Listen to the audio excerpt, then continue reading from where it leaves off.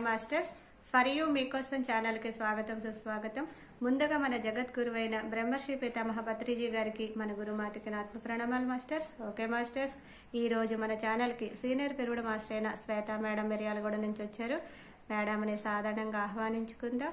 ఈ రోజు మేడం ఎంచుకున్న టాపిక్ మరణం తర్వాత మనతో వచ్చేవేటి అనే మంచి టాపిక్ ఎంచుకున్నారు. మేడంకి వెల్కమ్ చెప్దాం మాస్టర్స్. నమస్తే madam, welcome madam. Thank you. ముందుగా మనందరి గురువైన బ్రహ్మర్షి పితామహ పత్రిజీ దంపతులకు హృదయపూర్వక నమస్కారం. అలాగే ఎంతో అద్భుతమైన ఆత్మ జ్ఞానాన్ని బోధిస్తున్న తటవర్తి దంపతులకు హృదయపూర్వక నమస్కారాలు. అలాగే ఈ జూమ్ సెక్షన్ లో ఉన్న ఆత్మ బంధువులందరికీ నా నమస్కారాలు. అలాగే ఫర్ ఎవర్ ఛానల్ టీం అందరికి కూడా హృదయపూర్వక నమస్కారాలు. నాకు ఇంత చక్కని అవకాశం ఇచ్చిన సరిత మేడం కి కూడా థ్యాంక్ యూ. నా పేరు శ్వేత, మాది మిర్యాలగూడ. ఇది తటవర్తి రాఘవరావు సార్ ఈ బుక్ రాసింది తటవర్తి రాఘవరావు సారు. ఇందులో నుంచే మనకు మరణం తర్వాత కూడా వచ్చేటివి మనము ఇప్పుడు ఈ గత జన్మలో చేసుకున్నయే ఇప్పుడు మనం అన్ని అనుభవించేటివన్నీ కూడా పొందుతున్నయి. జ్ఞానం వల్ల ఈ ఆధ్యాత్మిక మార్గంలో ఎంత ఎదుగుతున్నామో అదంతా మనం రాబోయే జన్మకి ఎంతగానో ఉపయోగపడుతుంది అని చెప్పడం జరుగుతుంది. అంటే ఇప్పుడు ఏది కూడా వృధా పోదు. ఇప్పుడు మనము ఇన్ని సంవత్సరాలు ధ్యానం చేశాము, ఇంత జ్ఞానం పొందాము అనుకుంటాం, కానీ రాబోయే భవిష్యత్ జన్మలు చాలా అద్భుతంగా ఉంటాయని చెప్తూ ఉంటాడు సారు. రోజు మనం బాగా డబ్బు సంపాదిస్తే ఈ జన్మలో భవిష్యత్తు జన్మలో ఆనందంగా ఉంటాము. అంటే భవిష్యత్తు జీవితం ఆనందంగా ఉంటుందన్నట్టు. అలాగే ఎంతో సుఖాన్ని కలగజేస్తుంది డబ్బు సంపాదిస్తే. అదే జ్ఞానం, ధ్యానం ఇవన్నీ ఎక్కువ సంపాదిస్తే మనకు భవిష్యత్తు జన్మలు ఆనందకరంగా ఉంటాయి. మనకిక్కడ ఏమీ కనిపించదు. మనం ఇన్ని సంవత్సరాల నుంచి ధ్యానం చేస్తున్నాము, జ్ఞానం పొందుతున్నాము అంటాము, కానీ మనం దాని ఫలితం అన్నది మనకు ఉన్నంత లోకాలో మనకు అద్భుతమైన స్వాగతం లభిస్తుంది అని ఎప్పుడూ రాఘవరావు సార్ ఎప్పుడూ చెప్తూ ఉంటాడు. అలాగే మనం ఇవాళ నేర్చుకునే విద్య రేపు ఇంకా ఎదగడానికి ఉపయోగపడుతుంది. ఏదైనా సరే చూడండి, ప్రాపంచిక విద్యలైనా సరే హై స్కూల్ లెవెల్ అయిపోయి ఉత్తీర్ణత సాధిస్తే కాలేజీ, కాలేజీలో ఉత్తీర్ణత సాధిస్తే పీహెచ్‌డీ, పోస్ట్ గ్రాడ్యుయేషన్ ఇలా ఎంత ఉన్నంతగా భవిష్యత్తు జీవితం బావుంటుంది అంటే మనం చేసుకున్న కృషిని బట్టే ఉంటుంది ఏదైనా. ఏది సాధించినా మనం భవిష్యత్తులో వృధా కాదు. ఇప్పుడు మనం అనుకుంటాం, అందరూ అంటారు మనల్ని చూసి, వీళ్ళెప్పుడు చూసినా కళ్ళు మూసుకొని కూర్చుంటారు. ఎప్పుడన్నా జూములంటారు, ఇదంటారు. అందరూ ఇదే విధంగా అంటూ ఉంటారు. కానీ వీళ్ళేం సంపాదిస్తున్నారు, ఏంటి అన్నది వాళ్ళకేం అర్థం కాదు. మనకర్థమైంది కాబట్టే దానికోసం మనం సమయాన్ని కేటాయిస్తున్నాం. సమయానికి ఇప్పుడు టైం కాంగానే జూమ్‌కి వస్తున్నాము అంటే దీని వల్ల మనం లాభం పొందేదుంది. అందుకే మనకర్థమైంది గాబట్టి మనం సమయానికి వస్తున్నాం. కానీ మనందరిని జూసి పక్కన వాళ్ళందరూ వీళ్ళకొక పిచ్చి అయిపోయింది. ఎప్పుడు చూసినా ఒక పిచ్చిలో మునిగిపోయి అంటున్నారు. అందరూ మనల్ని పిచ్చోళ్ళని గూడా అంటున్నారు. పిచ్చోళ్ళని మనల్ని ఎప్పుడైతే అంటూ ఉంటారో మనం ఎదుగుతున్నామనే అంటాడు సారు. ఎందుకంటే వాళ్ళు అసలైన పిచ్చోళ్ళు. మనకిక్కడ అసలైన దాని మీద మనం కాన్సంట్రేషన్ చేస్తున్నాం. మనం వచ్చింది దేనికోసం? మన పర్పస్ ఏంటి అన్నది మనకు తెలిసింది కాబట్టి దానికే మనం సమయాన్ని వినియోగిస్తున్నాం. మనం చాలా చాలా అదృష్టవంతులమని చెప్పాలి. ఎందుకంటే మనం అద్భుతమైన జీవితంలో జీవిస్తున్నాం. ఆనందకరమైన జీవితం జీవిస్తున్నాము. అలాగే ఈ జన్మలో మనం కష్టపడి సాధించింది వృధా కాదు. మరు జన్మకు ఎంతగానో ఉపయోగపడుతుంది. ఒక క్లాస్‌లో ఉత్తీర్ణత అయితే తర్వాత క్లాస్‌లోకి వెళ్తాము. అంతేకాని ఈ క్లాస్ నుండి కిందికి ఎప్పుడూ రాము. ఎప్పుడైనా సరే చూడండి, ప్రాపంచిక విద్యలైనా సరే, ఆధ్యాత్మిక విద్యలైనా ప్రతిరోజు మనం ఎదుగుతూ ఉంటామన్నాం. నిన్న చెప్పుకున్నాం. ఒక జన్మలో జ్ఞానం పొందితే వడ్ల గింజంత మనం ఎదుగుతాము. అదే ప్రతిరోజు జ్ఞానం వింటూ దాన్ని ఆచరిస్తూ ఉంటే వడ్ల గింజంత ఒక రోజులో ఆ మొనంత ఎదుగుతాము. అంటే ఒక జన్మకు ఎదిగేదానికి, ఒక రోజుకు ఎదిగేదానికి ఎంత అద్భుతంగా ఎదుగుతున్నాము అన్నది మనకే అర్థమవుతుంది. అంటే ఒక జన్మంతా ఆ మొనంతా ఎదిగేదానికన్నా ప్రతిరోజు ఎదగడం గొప్ప గదా! అలా ఈ జన్మలో కష్టపడింది కానీ, సాధించింది కానీ ఏది వృధా కాదు. ఇక్కడ ఎంత కష్టపడతారో అదంతా భవిష్యత్తులో లాభమే. అంతా ఏమనుకుంటారంటే చనిపోతే అంతా అయిపోతుంది, ఇక ఏమీ ఉండదు అనుకుంటారు. కానీ చనిపోయిన్ చనిపోయినా కూడా మనం ఉంటాము. అంతేకాదు, చేసింది, సాధించింది కూడా వృధా కాదు. చాలా మందికి తెలిసిందేమిటంటే దేహాన్ని కాల్చేస్తారు. ఇంక ఉండేది బూడిదే కదా అంటారు. అట్లానే అనుకుంటారు. చాలా మంది కూడా మనం ధ్యాన జీవితంలోకి రాకముందు కూడా మనం కూడా అంతే అనుకునేవాళ్ళం. నేను కూడా అంతే అనుకున్నాం. ఇంకేముంది చనిపోయాము. అయిపోయింది. ఏదైనా కష్టమొచ్చినా, సమస్యలొచ్చినా ఇంకా దీనికి ధ్యానంలోకి రానప్పుడు మనం చనిపోతేనే దీనికి పరిష్కారమేమో అంత అలాంటి జీవితం నుంచి మనం ఇప్పుడు చనిపోయినా హ్యాపీ. మన పత్రి సార్ అంటాడుగా చనిపోవడం అంటే కూడా పండగే, సెలబ్రేషనే అంటాడు. పుట్టుట ఎంత సెలబ్రేషనో చనిపోవడం కూడా అంతే సెలబ్రేషన్. ఏమీ లేదు చనిపోవడం అంటే. ప్రదేశాన్ని, శరీరాన్ని మార్చడం అంటాడు. అంత సింపుల్ అంటాడు. మరణం అంటే అంత సింపుల్. ప్రదేశాన్ని మారుస్తాము, కొత్త శరీరం తీసుకుంటాము. అంత సింప్లిఫైగా చెప్పాడంటే మరణ భయాన్ని కూడా పోగొట్టాడు. అంటే ధ్యానం వల్లనే మనం ఏదైనా సాధించవచ్చు. ఇప్పుడు ఎంత కృషి చేసిందో అది మనకు రాబోయే భవిష్యత్తు చాలా ఆనందకరంగా ఉంటుంది. బూడిదే కదా అనుకుంటారు. కానీ దేహం కాలుతుంది. కానీ ఇక్కడ చేసింది మటుకు వృధా కాదు. అందుచేత ఇక్కడ మనం చేసింది, సాధించింది, నేర్చుకున్నవి, మనం కూడా వచ్చేవి ఏమున్నాయి అంటే, ఇప్పుడు మనం అనుభవిస్తున్న భోగాలు కానీ, కష్టాలు కానీ ఇవన్నీ మనం గత జన్మలో చేసుకున్నవే ఇప్పుడు మనం అనుభవిస్తున్నాము. ఇవి కూడా వచ్చేవి. వాటిని బట్టి ఇప్పుడు మన జీవితం ఉంది. అలాగే ఇప్పుడు సాధించింది మరు జన్మకు ఉపయోగపడుతుంది. అందుచేతే మరి కూడా మనం కూడా వచ్చేటివి ఏమిటి తెలుసుకుందాం. మనకు కూడా వచ్చేటివి 4 రకాలుగా చెప్పుకోవచ్చు. అవేమిటి అంటే 1 వాసనలు, 2 సంస్కారాలు, 3 కర్మలు, 4 జ్ఞానం. ఇది కూడా వచ్చేది. మనతో పాటు మరణించిన తర్వాత కూడా మన ఆత్మలో నిక్షిప్తమై ఉండేటివి ఇవన్నీ. వాసనలు అంటే ఒక రకంగా చెప్పాలంటే ఆసక్తులు, ఇష్టాలు. రెండోది సంస్కారాలు అంటే అలవాట్లు. మూడోది కర్మలు. కర్మలు అంటే చేసిన పనులు, మాటలు ఇవన్నీ మనతో పాటే వస్తాయి.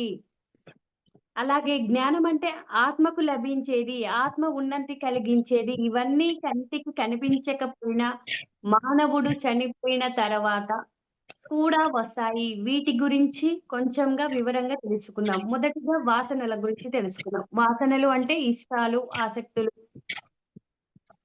వాసనలు కూడా 3 రకాలుగా ఉంటుంది. ఒకటి దేహవాసాలు. అలాగే అంటే లోబడి ఉండడం. మనసుతో తదేప్యం చెంది ఉండడం.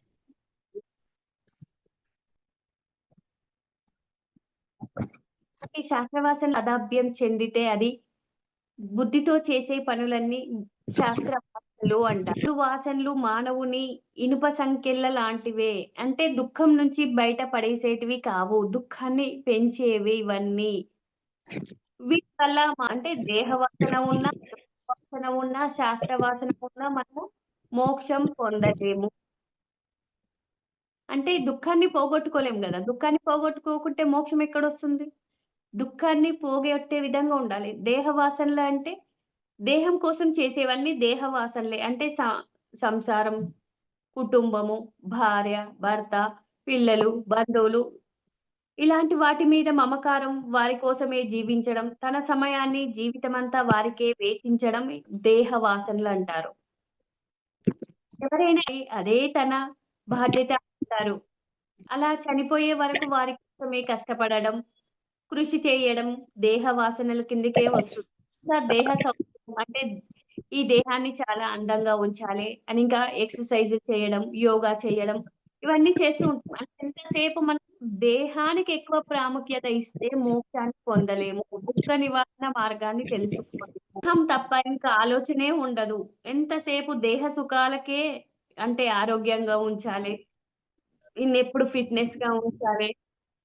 దేహాన్నెప్పుడు అందంగా ఉంచాలి తప్ప ఇంకేమీ ఉండదు. ఇలాంటివి ఎన్ని చేసినా దేహ వాసనల కిందకే వస్తుంది. అలా ఒక రకంగా చెప్పాలంటే ఈ దేహం అన్నది రోగాల పుట్ట అంటారు. బాధల తిట్టి అని గూడా అంటారు. తెట్టే అని, బాధల తెట్టే అని కూడా అంటారు. కానీ ఇది తెలుసుకుంటే ఈ దేహం మీద మమకారం, అభిమానం తగ్గించుకుంటాము. యోగులు ఈ దేహాన్ని మలభాండంగా భావించారు. యోగులు ఈ దేహాన్ని మలభాండంగా భావించారు.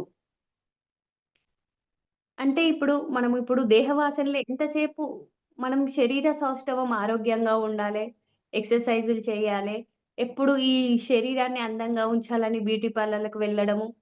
ఇవి ఎక్కువ చేస్తూ ఉంటాం. మనం ఎక్కువ ఈ దేహం మీద మమకారం వల్ల వీటిని ఎక్కువగా వీటికే ప్రాముఖ్యత ఇయ్యడం. కొంచెం ఏమన్నా అయినా ఎంబడే హాస్పిటల్‌కి వెళ్ళిపోవడం. అంటే ఆరోగ్యానికి అంత ఎక్కువ ఇంపార్టెన్స్ ఇవ్వడం. మనం ఫుడ్‌లో కూడా ఇది తింటే మనకు ఆరోగ్యం బావుంటుంది.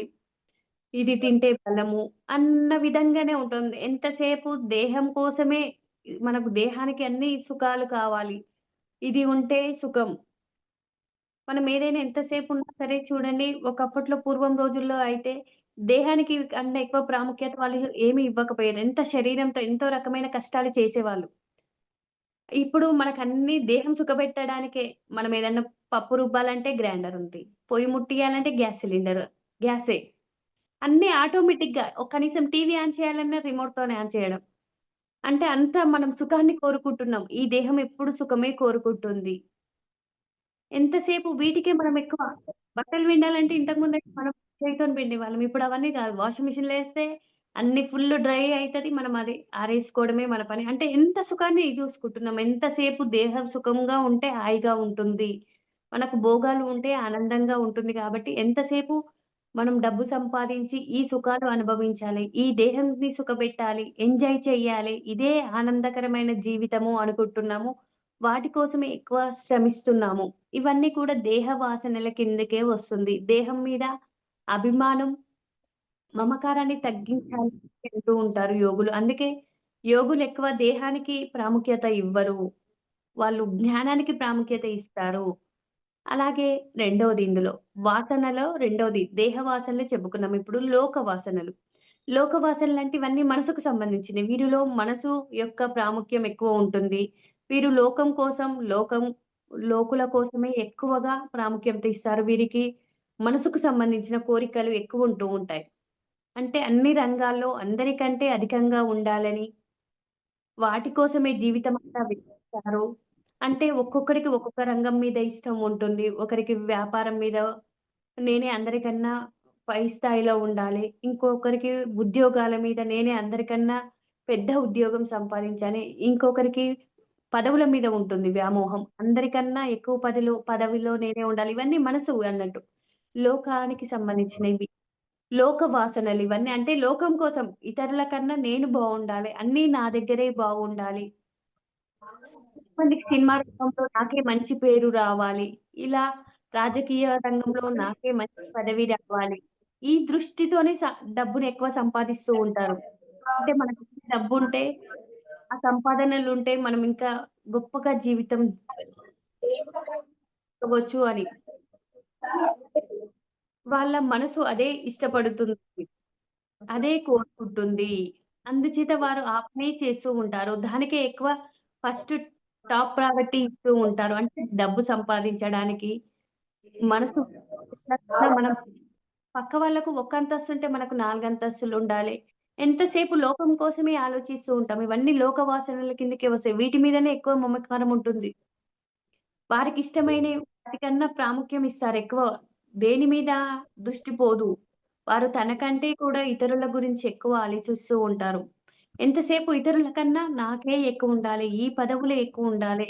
డబ్బుంటే అన్నీ వారికన్నా, పక్కవారి కన్నా నా జీవితం ఆనందంగా ఉంటుంది అన్నట్టుగానే మనం ఇప్పుడు ధ్యాన మార్గంలోకి రాకముందంతా చూస్తూనే ఉన్నాం. మన చుట్టూ జరుగుతున్నదే ఇది. కానీ మనం పట్టు సాధించాలి అని తపన పెరుగుతూ ఉన్నప్పుడు వాటి మీద కొంచెం కొంచెంగా తగ్గిస్తాము. మనమంతా ఇప్పుడు లోకం కోసం కాదు, దేహం కోసం కాదు, మనం దేహమే కాదు, అసలు ఆత్మ అని తెలుసుకున్నాం. ఆత్మకేమి కావాలి, వేటికి సమయాన్ని కేటాయించాలి అన్న ఆలోచన అయితే వచ్చింది కాబట్టే టైంకి ఇలా మనం ఒక టైంకి మనం సమయాన్ని కేటాయిస్తున్నాము అంటే, ఇదంతా మనం జ్ఞానం మీద ఆసక్తితోనే ఇలా సమయానికి మనం హాజరవుతున్నాము. ధ్యానం చేస్తున్నాము. మనకు ఏది కూడా వచ్చేది అని తెలుసుకుంటే దానికే మనం సమయాన్ని కేటాయిస్తాము. లోక వాసనలు కూడా మనకు ఉంటే మోక్షాన్ని పొందలేము. దుఃఖ నివారణ మార్గం నుంచి బయటపడలేము. అలాగే శాస్త్రవాసనలు. ఒక రకంగా చెప్పాలంటే ఇది బుద్ధికి సంబంధించింది. బుద్ధి స్థితిలో వచ్చిన వారు చేసే పనులన్నీ ఇలాగే ఉంటాయి. అంటే వీరు శాస్త్రాలన్నిటిని అధ్యయనం చేస్తారు. వీటిని పూర్తిగా విశ్వసిస్తారు. దానికి అనుగుణంగా జీవించడానికే ప్రయత్నిస్తారు. దీన్ని శాస్త్రవాసనలంటారు. అంటే మనం గమనించినట్లయితే దేహం మీద ఆసక్తి ఉన్నవారు దేహ సంబంధమైన పనులు చేస్తారు. మనసు మీద ఆసక్తి ఉన్నవారు లోక సంబంధమైన వాసనలు ఉన్నవాళ్ళు ఆహ్, లోకానికి సంబంధించిన వాటి మీద ఆసక్తి చూపిస్తారు. అలాగే బుద్ధి స్థితిలో ఉన్నవారు బుద్ధికి ఏదైతే ఆసక్తి ఉంటుందో దాని మీద అంటే శాస్త్రాలు చదివే వాళ్ళుంటారు, పండితులు ఉంటారు. దాన్ని అధ్యయనం చేశారు.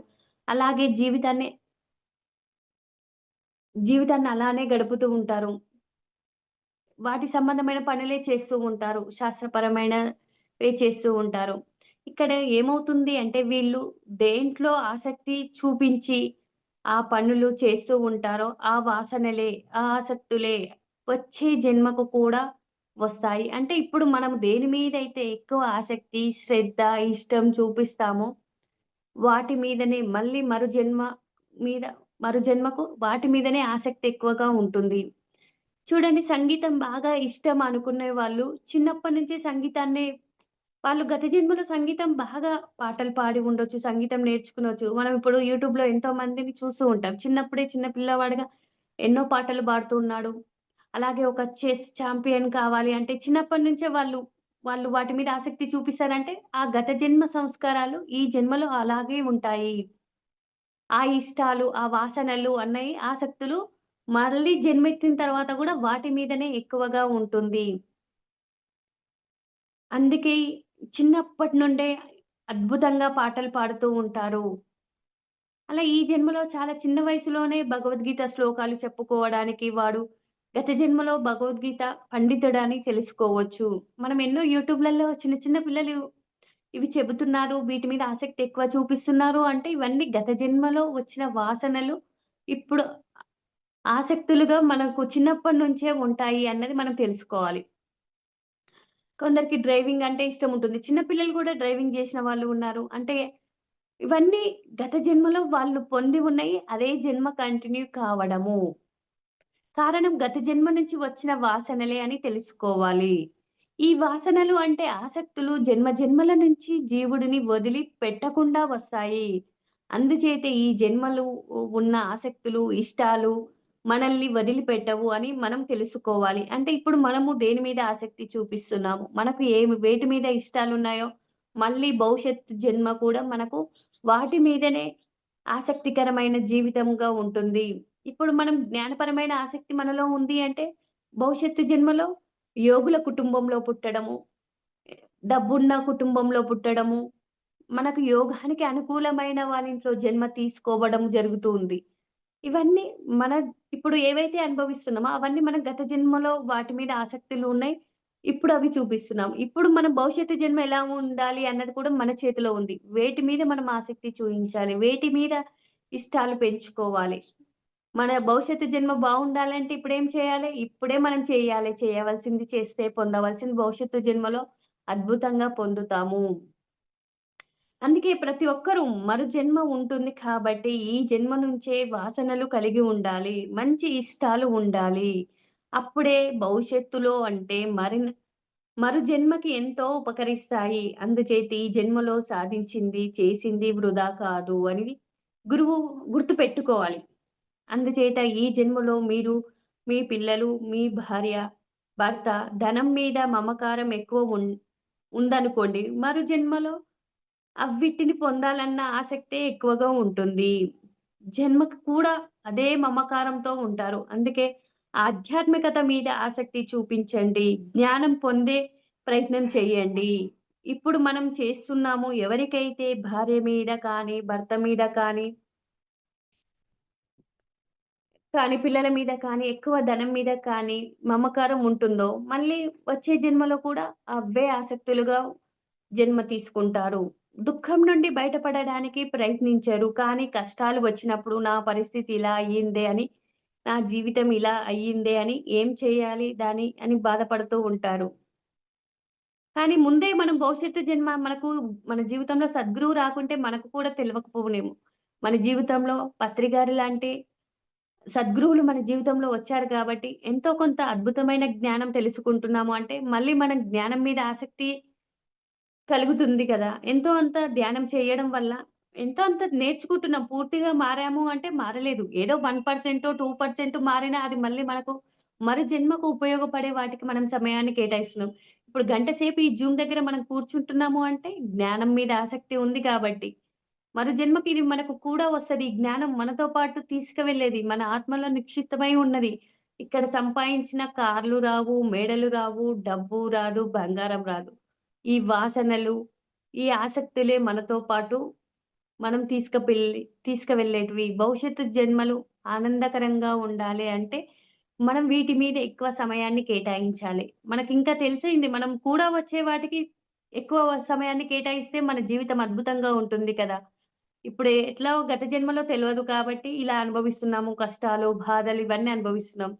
వాటికి మార్గం తెలుసుకున్నాం సద్గురువుల ద్వారా. ఆ మార్గం తెలుసుకున్నాం గాబట్టి, ఆ మార్గానికే, దానికే సమయాన్ని ఎక్కువగా కేటాయించాలని నేను తెలుసుకున్నాను. అందుచేత ఈ జన్మలో దేహ వాసనలు, లోక వాసనలు వదిలించుకుంటే మరు జన్మలోనైనా ఆధ్యాత్మికం మీద ఆసక్తి పెరిగి మోక్షం గురించి ప్రయత్నిస్తారు. అందుచేత ఎవరైతే దుఃఖం నుండి బయటపడాలని అనుకుంటారో వారు ఈ 3 వాసనల నుంచి బయటపడాలి. అంటే ఏంటివి ఆ 3? దేహ వాసన, లోక వాసన, శాస్త్ర వాసన. ఈ మూడిటి నుంచి మనం బయటపడితేనే మోక్షం పొందగలుగుతాము. ముందు వీటి మీదున్న మమకారాలు వదిలించుకోవాలి. అదే బుద్ధుడు కూడా చెప్తాడు. అన్నిటిలో ఉండాలి. అందరితో ఉండాలి. కానీ ఏది అంటించుకోకుండా ఉండాలి. సాక్షితత్వంతో ఉండాలి. మనకు పత్రి సార్ గూడా అన్నిట్లలో ఉండండి. సంసారంలోనే నిర్వాణం అన్నాడు. సంసారంలో ఉండాలి. వాళ్ళకి కావాల్సినవి చేయాలి. మనకు సమయం దొరికినప్పుడు మన ఆత్మ ఉన్నతికి ఉపయోగపడే పనులకు మన సమయాన్ని కేటాయించుకోవాలి. మనకు కూడా వచ్చే వాటికి సమయాన్ని కేటాయించుకోవాలి అని చెప్తూ ఉంటాడు పత్రి సార్ ఎప్పుడు. అంటే ఇవన్నీ మనకు కూడా వచ్చేదైతే ఆనందకరంగా జీవితం అనుభవించాలంటే అది మన చేతిలోనే ఉంది గదా! గతం మన చేతిలో లేదు. ఇప్పుడు భవిష్యత్తు మన చేతిలో ఉంది. మనం దేనికి సమయాన్ని కేటాయించుకోవాలి. అందుచేత ఎవరి దుఃఖం నుండి బయటపడాలనుకుంటున్నా ముందు 3 వాసనల నుంచి బయటపడాలి. ఎవరికైనా జన్మ తప్పదు, శరీరం తప్పదు, జ్ఞానం పొందే ప్రయత్నం తప్పదు. కానీ దానికి ఆ వాసనలే ఆటంకం. ఈ వాసనలు కనబడ్డప్పుడు కానీ కూడా వస్తాయా? చూడండి ఒక ఇంగువ డబ్బాలో ఇంగువ పెడతాము. అదయిపోయిన తర్వాత మళ్ళీ వాడదామంటే ఇంగువ డబ్బాలో వాసన పోతుందా? ఎల్లిపాయ వాడినాం. ఇంతకుముందు అల్లం ఎల్లిపాయ పేస్ట్ గూడా ఇప్పటికి మనం ఒక డబ్బాలో పెట్టి దాన్ని తీసి కడిగిన తర్వాత ఆ స్మెల్ పోతదా? పోదు. అలాగే ఒక నిమ్మకాయలు గూడా ఒక డబ్బాలో ఏసామనుకో ఆ వాసన పోదు. అంటే ఈ వాసనలు అంటే మనతో పాటు వచ్చేటివి. ఇప్పుడు దేని మీద మనం ఎక్కువ శ్రద్ధ చూపిస్తామో అవి మనతో పాటు వచ్చేటివి అన్నది మనం తెలుసుకోవాలి. అంటే ఆ వాసనలు ఎట్లా పోవో మనం చేసుకున్న దేహ వాసనలు, లోక వాసనలు, శాస్త్ర వాసనలు కూడా మనల్ని వదలవు. ఇంగువ డబ్బాలో ఎట్లా ఇంగువ అయిపోయినా స్మెల్ పోదో ఈ వాసనలు మనతో పాటు కూడా వస్తాయి అన్నది మనం తెలుసుకోవాలి. అలాగే ఈ జన్మలో సంసారాన్ని, ధనాన్ని అన్నీ వదిలివేస్తాము. అయినా మరు జన్మలో సంసారం మీద, ధనం మీద ఆసక్తి, ఇష్టం పోదు. అలా వస్తూనే ఉంటుంది. వారికి ఎవరు తప్పు చేశాను, ఎక్కువ చేశాము అన్నది కాదు. నువ్వు దేహం కాదు, నువ్వు మనసుది కాదు, నువ్వు బుద్ధివి కాదు, నువ్వు ఆత్మవి అని ఎంతసేపు నువ్వు ఎక్కదో దానికి ముఖ్య కారణం వాసనల వల్ల అంట. మనము దేహము కాదు, బుద్ధి కాదు, మనసు కాదు అని ఆదిశంకరాచార్యులు వారు చెప్తారు. నువ్విదేది కాదు. మనసు కాదు, బుద్ధి కాదు, శరీరం కాదు. నువ్వు ఎవరు ఆత్మ అని ఎంతసేపు ఎరుకలో ఉండాలి. మనకందుకే నేను దేహం కాదు ఆత్మ అని పెద్ద పెద్ద బ్యానర్స్ చేసి ఎదురుంగా మనం కనిపించే చోట పెట్టుకోవాలని సారు మేడం చెప్తూ ఉంటారు. ఎందుకంటే ప్రతి క్షణం ఎరుకలో ఉంటేనన్నా ఒకసారి గాకుండా ఒకసారి మనం దేహం కాదు ఆత్మ. మనమొచ్చింది భూమి మీద ధ్యానం పొందడానికి, ధ్యానం వల్ల జ్ఞానం పొందడానికి ఈ శరీరం తీసుకున్నది అని ఎరుక రావడానికి అలా పెట్టుకోవాలని చెప్తూ ఉంటారు సారు. నేనొక హాల్‌లో పెట్టాను. మనం ఎక్కువ సేపు ఎక్కడ ఉంటామో అలాంటివి పెట్టుకోవాలి అంటారు. బెడ్‌రూమ్‌లో కానీ, కిచెన్‌లో కానీ, టీవీ రూమ్‌లో కానీ, ఎక్కువ సమయం మనం ఎక్కడ గడుపుతామో అవి చూసినప్పుడన్నా మనకు గుర్తుండాలి. నేను దేహము కాదు ఆత్మ అని పెట్టుకోవాలని ఎప్పుడు చెప్తూ ఉంటారు మేడం సారు. అందుచేతే కనీసం ఇప్పుడైనా అలాంటి నష్టం కలిగించే వాసనలను వదిలించుకోవాలి. అందుకే పత్రి గారు 4 పనులు చెయ్యమన్నారు. ఒకటి శ్వాస మీద ధ్యాస ధ్యానం చేయమన్నాడు. అలాగే సాత్వికమైన శాకారం తీసుకోవాలి. సజ్జన సాంగత్యం చేయమన్నారు. ఇప్పుడు ఈ జూమ్ ద్వారా ఏం జరుగుతుంది అంటే, సత్యం తెలిసిన వారి సాంగత్యం చేస్తున్నాము. ఇది ప్రతిరోజు ఉండవలసిందే. స్వాధ్యాయం అన్నాడు. స్వాధ్యాయం అంటే ఆత్మ జ్ఞానానికి సంబంధించిన బుక్స్ చదవాలి. ఈ మార్గంలో సేవ చేయాలి. ఇవి ప్రతిరోజు ఆచరించవలసిన నియమాలు. వీటి నుంచి మనము వాసనల నుంచి బయటపడాలి అంటే మార్గం ఒక్కటే అది. అనునిత్య సాధన. తీవ్రాతి తీవ్ర సాధననే. ఆ సాధన ఎప్పుడైతే చేస్తూ ఉంటామో, ఆ మమకారాల నుండి బయటపడతాము. అన్నిట్లల్లో ఉంటాము. అన్నీ చూసుకుంటాం గానీ, మమకారం పెంచుకోము. వారికొక మనకు మన కుటుంబీకులకి ఎవరికైనా యాక్సిడెంట్ అయిందనుకో బాధపడం. వారికి కావాల్సిన ఊరు వెళ్ళారు వస్తారు సాయంత్రం. మీరు పోతారా ఇప్పుడు? వారికి చేయవలసిన సేవలన్నీ మనం చేస్తూ ఉంటాం. కానీ ఎక్కడ సంసారాన్ని దూరం పెట్టము. అన్నిట్లల్లో ఉంటూ వాటికి కావాల్సినవి చేస్తూ మన ఆత్మ నేను దేహం కాదు ఆత్మ అని తెలుసుకుంటున్నాం. వాటి కోసం కూడా సమయాన్ని కేటాయించి ఉపయోగపడేటివి మనకు కూడా వచ్చే వాటి మీద మనము సమయాన్ని కేటాయిస్తాము. ఇదే ధ్యాన మార్గంలో మనం చాలా మంది రమ్మంటాము. కానీ ఆసక్తి చూపించరు. కారణం వారు గత జన్మలో వీటి మీద ఆసక్తి చూపించలేకపోవడమే. అందుకే అంటాము గత జన్మ సంస్కారం ఉన్నవాడే జ్ఞానంలోకి వస్తాడు అని. అంటే ఇప్పుడు మనమందరికీ గత జన్మ సంస్కారం ఉంది కాబట్టే ఈ ధ్యానం మీద, ఈ జ్ఞానం మీద మనకు ఆసక్తి చూపిస్తున్నాము. ఆ ఆసక్తి లేకుంటే అందరిలాగానే మనము 11 అయితే టీవీ పెట్టుకొని సీరియల్స్ జూసేవాళ్ళం. ఇలా జూమ్‌లోకి రాకపోదుము. ఈ జ్ఞానం మీద ఆసక్తి ఉంది కాబట్టి మనం ఈ జూమ్ మీదకి ఆసక్తిగా పార్టిసిపేట్ చేస్తున్నాము.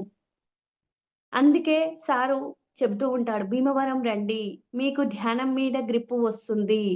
ఈ జూమ్‌కు రండి. జ్ఞానం మీద గ్రిప్పు వస్తుంది. ఇది ఒక అనుభవం నాదే చెప్తాను. ఈ మధ్యలో రీసెంట్‌గా రీసెర్చ్ అని పెట్టాడు. 14, 15, 16 డిసెంబర్‌లో. అప్పుడు వెళ్ళినప్పటి నుంచి నాకు సాధన మీద ఎక్కువ పట్టొచ్చింది. నేనక్కడ ఒకరోజు ఒక 2 గంటలేమో పడుకున్నా. తర్వాత రోజు నుంచి సాధన చేయడం స్టార్ట్ చేశా. ఆ సాధన మీద గ్రిప్ బాగా వచ్చిందని నేను నా అనుభవంతో చెప్తున్నాను. ఆ రోజు నుంచి ఈ రోజు వరకు కూడా రోజు 1 గంట, 2 గంటలే నిద్రపోతున్నాను. సాధన మీద ఎక్కువ ఆసక్తి వచ్చింది నాకు. అంటే సారు అంటున్నాడు భీమవరం రండి అంటున్నారని అందరూ అంటారు. కానీ అక్కడకి పోతే లాభం పొందేది మనమే అని నా స్వానుభవంగా నేను చెప్పగలుగుతున్నాను. ఎందుకంటే నేను వెళ్లి వచ్చాను. నేను చెప్పగలుగుతున్నాను. ఏదైనా ఒక గులాబ్ జామ్ తిన్నాము. దాని అనుభవం ఎలా ఉంది అంటే తిన్న వాళ్ళే దాని అనుభవం చెప్పగలుగుతారు, వర్ణించగలుగుతారు. ఎవ్వరి అనుభవం వారి జ్ఞానం. అనుభవమే అసలైన జ్ఞానం అని పత్రి సార్ ఎప్పుడూ చెప్తూ ఉంటాడు. అలాంటి మనం సాధన మీద పట్టు సాధించాలి. ఇవన్నీ మొదటిది వాసనలో ఉండేటివి ఇవన్నీ ఏదేమైనా ఈ జన్మలో మనం చేసింది వృధా కాకూడదు. ఎందుచేతనంటే ఈ జన్మలో సాధించింది మరు జన్మకు ఎంతో ఉపయోగపడుతుంది. లాభమిస్తుంది కాబట్టి దీనికే మనం సమయాన్ని కేటాయించుకోవాలి. ఈ సంవత్సరం కష్టపడి చదివితే పై క్లాస్‌కి వెళ్తాం కదా! అలాగే ఈ జన్మలో కష్టపడితే మరు జన్మలో ఆధ్యాత్మికంగా ఇంకా ఉన్నతమైన స్థితికి ఎదుగుతాము. అందుచేతే చేసినవన్నీ కూడా వస్తాయి. మర్చిపోకూడదు. కానీ గుర్తుంచుకోండి వీటి మీద మమకారాలు చూపిస్తున్నారా? ఆ బంధువులు రారు, పిల్లలు రారు, భార్య రాదు, భర్త రాదు, ధనము రాదు. కానీ వీళ్ళ మీద ఉన్న ఆసక్తులు, మమకారాలు అన్నవి మీకు కూడా వస్తాయి. అందుచేత మరు జన్మలో మరలా అటువంటి జీవితాన్ని మీరు ఇష్టపడతారు. అందుచేత ఈ భవిష్యత్తుని మంచిగా తీర్చిదిద్దుకోవాలి. ఇప్పుడేదో శాశ్వతమని అనుకోవద్దు. ఇదే శాశ్వతమని అనుకోవద్దు. మనం దేని మీద ఆసక్తి చూపిస్తే అవే మనకు వాసనలాగా వస్తాయి. ఇందాక చెప్పుకున్నాంగా ఇంగువ డబ్బాలో ఇంగువ ఖాళీ అయిపోయిన ఆ స్మెల్ పోదు అంటే, ఇప్పుడు మనం కుటుంబం మీద, ధనం మీద, వీటి మీద ఉందనుకోండి. వీటి మీదకే మనకు ఆసక్తి వస్తూ ఉంటుంది. ఈ ఆస ఈ ఆసక్తి వల్లనే మనమేమి చేయాలన్నా చేయలేము. భవిష్యత్తు జన్మ మన చేతిలో ఉంది కాబట్టి, మనం దేనికి సమయాన్ని కేటాయించుకోవాలి. మనకు మనం విచారణ చేయాలి. విచారణ చేస్తేనే అర్థమవుతుంది. అర్థమైతేనే ఆచరిస్తాము. దానికి సమయాన్ని కేటాయిస్తాము. అలాగే రెండోది సంస్కారాలు. ఇప్పటివరకి వాసనల గురించి చెప్పుకున్నాము. ఇప్పుడు రెండో పాయింట్ వచ్చేసి సంస్కారాలు. అంటే ఇంతకుముందు వాసనల గురించి చెప్పుకున్నాము. ఇప్పుడు సంస్కారాల గురించి చెప్పుకుందాం. సంస్కారాల్లో అంటే అలవాట్లు. ఇవి 3 రకాలు అని పెద్దలు చెబుతూ ఉంటారు. ఇవి 3 రకాలు ఏంటి అంటే మట్టి పెళ్ళె సంస్కారము, కట్టె సంస్కారము, బండె సంస్కారం. మళ్ళొకసారి చెప్తాను. మట్టిపెల్ల సంస్కారము, కట్టె సంస్కారము, బండ సంస్కారం. చూడండి మట్టిపెల్ల సంస్కారం నీళ్ళల్లో వేస్తే ఎంబడే కరిగిపోతుంది. అంటే ఇప్పుడు పెద్దలు ఎవరన్నా యోగులు చెప్పారు. ఇది నాన్ వెజ్ తినడం తప్పు అని చెప్పారు. చెప్పిన వెంటనే ప్రతిసారి చెప్పిన వెంటనే లక్షల మంది మారిన వాళ్ళున్నారు. అంటే ఇది వారి మట్టి పిల్ల సంస్కారం కాబట్టి ఎంబడే మారిపోవడం జరుగుతుంది. మట్టి ఎలాగో వాటర్‌లో వేసిన వెంటనే కరిగిపోతుంది. అది మట్టి పిల్ల సంస్కారం. అలాగే కర్ర సంస్కారం ఉంటుంది. కర్ర సంస్కారం ఏంటి అంటే అది నీళ్ళల్లో ఏస్తే నానతది. 1 సంవత్సరానికో, 2 సంవత్సరాలకో, 10 సంవత్సరాలకో కర్ర నానుతుంది. టైమ్ టైం పడుతుంది. అంటే చెప్పిన వెంటనే వింటారు కానీ, దాని మీద ఆసక్తి చూపించరు. కాకపోతే ఎప్పటికో ఒకప్పుడు మార్పన్నది జరుగుతూ ఉంది. అది ఎప్పుడైనా జరగొచ్చు. ఒక రోజులో జరగొచ్చు, ఒక సంవత్సరము పట్టొచ్చు, ఒక జన్మే పట్టొచ్చు. కానీ కర్ర అన్నది నీళ్ళల్లో నానుతుంది.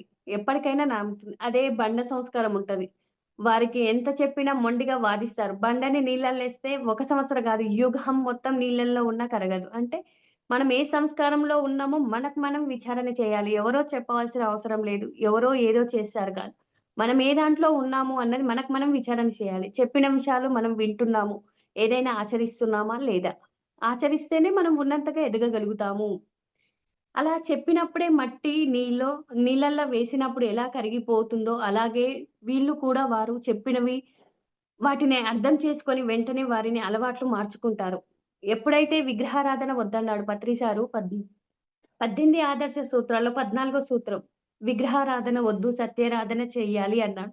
అంటే సత్యారాధన అంటే శ్వాస మీద ధ్యాసే సత్యారాధన అని నేను తెలుసుకున్నాను. విగ్రహారాధన నేను మానేశాను. పూర్తిగా ధ్యానంలోకొచ్చినాక కంప్లీట్‌గా మానేశాను. దీపం పెట్టేది. దీపం పెడితే గూడా ఒకసారి రాఘవరావు సార్ అన్నాడు, "నువ్వింకా పూజ చేస్తున్నావా?" అన్నాడు. ఎందుకోసం అన్నాడంటే, నేను ఆవు పిడక పొగేసి అది బొట్టుగా పెట్టుకున్నాను. దానికోసం అడిగాడు సారు. అంటే 300 మంది ఉన్నా మనల్ని ఎలా అబ్జర్వేషన్ చేస్తున్నాడు సారు. ఒక్కొక్కరిని గురువు శిష్యులని అబ్జర్వేషన్ చేయడం, తప్పుదారిలో ఉంటే సరిదిద్దడంలో ఎలా ఉంది అన్నది ఈ పాయింట్ నాకు బాగా నచ్చింది. అంటే అంతమందిలో మనం గుర్తించాడు గురువు. 300 మంది ఉన్నా నేను పెట్టుకున్న ఆ చిన్న బొట్టుని సార్ గుర్తించి అడుగుతున్నాడు. "ఇంకా పూజలు మానలే నీవన్నాడు." లేదు సార్ నేను పూజలు మానేశాను. ఇంట్లో వెలుగుంటుంది అని దీపారాధన చేశాను అంటే అప్పుడు రాఘవరావు సార్ తిట్టాడు. "నువ్వు పెట్టే దీపం నీకు వెలుగా? ఏంటి పెద్ద పెట్టావులే" అని తిట్టాడు సారు. అప్పటినుంచి ఆ దీపారాధన కూడా మానాను అంటే నాలో మట్టి పిల్ల సంస్కారం అని నేను చెప్తాను. ఎందుకంటే మన అలవాట్లు మార్చుకుంటున్నాం. ఏదైతే మార్చుకుంటున్నామో మన సంస్కారమే అని చెప్తున్నాము. ఇక్కడ మట్టి పిల్ల సంస్కారము, కర్ర సంస్కారము, బండ సంస్కారం. మనం ఎలా ఉన్నాము? అంటే గురువులు చెప్తున్నారు అంటే మనము ఎంతో కొంతో అంత పెద్దవాళ్ళు చెబుతున్నారు. అందులో సత్యం లేకుండా పోలేదు. సత్యం ఉంది కాబట్టి మనం దాన్ని ఆచరించాలి అన్నది నాకర్థమవుతుంది. మానవులు ఇలాంటి వాళ్ళు కూడా ఉంటారు. నా వరకు నేను ఈ ధ్యాన మార్గంలోకి వచ్చినప్పుడే పత్రి గారు మా ధ్యాన మందిరానికి వచ్చారని అంటే అక్కడ సారు ఏం రాపిచ్చాడంటే, ఇప్పుడు ధ్యానం జరుగుతున్న ప్లేస్‌లో రాఘవరావు సారు ఒక సైడు స్త్రీలు, ఒక సైడు పురుషులు అన్నాడంట. అప్పుడు పత్రి సారు చూసి, "ఏంటయ్యా లెట్రిన్‌లో, ఏదో ట్రైన్‌లో ఇక్కడ స్త్రీలు, ఇక్కడ పురుషులు అన్నట్టుగా రాపిచ్చావు. ఒక సినిమా హాల్‌లో రాపిచ్చినట్టుగా" అన్నాడంట. అంటే వెంటనే మార్చాడంట. ఇక్కడ తత్వమసి. ఇంకో చోట అహం బ్రహ్మాస్మి అన్నది రాయి అని చెప్పాడంట. సారు ఎప్పుడైతే చెప్పాడో ఆ మాటలు సార్‌కి బాగా నచ్చి ఎంబడే మార్చి రాసాడు. తత్వమసి, అహం బ్రహ్మాస్మి అని రాయమన్నాడంట. అంటే స్త్రీ, పురుషులు అంటే ఇక్కడ స్త్రీలు కూర్చోవాలి, ఇక్కడ పురుషులు కూర్చోవాలి అంటే ఇదేందయ్యా ఇలా రాసావు? అంటే మనలో తప్పులు సద్గురువులు ఎలా చేస్తారు అన్నది కూడా తెలుసుకోవాలి. అప్పుడే మనం మార్పు అన్నది మనలో వస్తుంది గాబట్టే మనది మట్టిపిల్ల సంస్కారం అని చెప్పవచ్చు. అలా మందిరం బయట కూడా మన సొసైటీ ఎంబ్లెమ్ వేయించమన్నాను. మందిరం పైనే అలాంటి మార్పులు చెయ్యమంటే ఒప్పుకోరు. కానీ ఆయన చెప్పింది నాకు అర్థమైంది. వెంటనే ఆ మార్పు కూడా చేశాను అన్నాడు. అప్పుడు నాది మట్టిపిల్ల సంస్కారం అని అర్థమయింది. అంటే పెద్దలు సత్యం చెప్పినప్పుడు అది అర్థం చేసుకొని వెంటనే మార్పు తెచ్చుకోవడమే మట్టిపిల్ల సంస్కారం అంటారు. నేను విగ్రహారాధన అని కూడా నేనేం చెయ్యలేదు. మేము ఈ మధ్యలే ఇల్లు కట్టుకున్నాం. 2 సంవత్సరాలవుతుంది. నేను విగ్రహం కోసం స్పెషల్‌గా ఒక ప్లేస్ కేటాయించలేదు. అంటే దేవుని గుడి అన్నది కట్టుకోలేదు. ఇది పత్రి సార్ మా ఇంటికి వచ్చినప్పుడు సారు ఏంటమ్మా సంగతులంటే, ఇలా గృహప్రవేశం అయింది సార్. నేను ఎలాంటి విగ్రహాన్ని పెట్టలేదు. ధ్యానం చేయించాను. ఒక గంట ధ్యానం చేయించాను. ఇంకా మాది మూడంతస్తులేసాం గాబట్టి, కింద ఫ్లోర్‌లో అవి చేశారు. వ్రతం చేశారు. హోమం చేశారు. కానీ నేను మాత్రం ఫస్ట్ ఫ్లోర్‌లో నేనుండే ప్లేస్‌లో ధ్యానమే చేయించాం మన పిరమిడ్ మాస్టర్‌లందరి చేత. అంటే ఏది మన సంస్కారం అంటే గురువు చెప్పాడు. అందులో సత్యం ఉంది కాబట్టి సత్యారాధననే చేయాలి. విగ్రహం ఎవరు తయారు చేశారు? మనమే శిలను వెతుకుతాము. దాన్ని ఉన్న హెచ్చుతగ్గులు తగ్గించి దానికొక రూపాన్ని క్రియేట్ చేశాము. మళ్ళీ ప్రాణప్రతిష్ఠ ఎవరు చేస్తున్నాము విగ్రహానికి? మళ్ళీ మనమే చేస్తున్నాం. అదే చనిపోయిన వారికి ప్రాణప్రతిష్ఠ మనం ఎందుకు చేయలేకపోతున్నాము? సార్ అంటాడు. క్వెషన్ చేసుకోండి. మనమే ప్రాణప్రతిష్ఠ చేశాం గదా! అక్కడ భగవంతుడు ఉన్నాడు. ప్రాణప్రతిష్ఠ విగ్రహానికి చేశాం. కానీ చనిపోయిన వ్యక్తులకు ప్రాణప్రతిష్ఠ ఎందుకు చేయట్లేదు? ఆ శక్తి మనకు లేదు. అంటే విగ్రహానికే చేసే శక్తి ఉంది. విగ్రహంకి ఏది చేసినా అదంతా ఖనిజాలు, శిలలు అన్నది తక్కువ ఎనర్జీ కలిగి ఉంటది అని చెప్తాడు సారు. అందుకే సత్యారాధనని చేయమన్నాడు. పత్రి సారు మనకు 18 ఆదర్శ సూత్రాల్లో పెట్టాడు. రాఘవరావు సార్‌కి వెంకటేశ్వర స్వామి అంటే ఇష్టమని ఏకంగా ప్రతి సంవత్సరం తిరుపతి వెళ్ళాలి అని ఆయన అలాంటిదే ఆయన మందిరం కట్టించుకున్నాడు. ఇప్పటికే ఉంది అక్కడ మందిరం భీమవరంలో. ఈ ధ్యానం ఆధ్యాత్మిక శిక్షణ శిబిరం పక్కనే అది ఉంటుంది.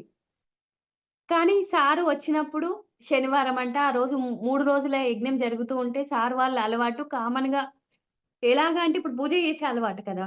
అంటే 50 సంవత్సరాల నుంచి పూజ చేసిన అలవాటు ఊకనే మానాలి అంటే మానలేరు కదా!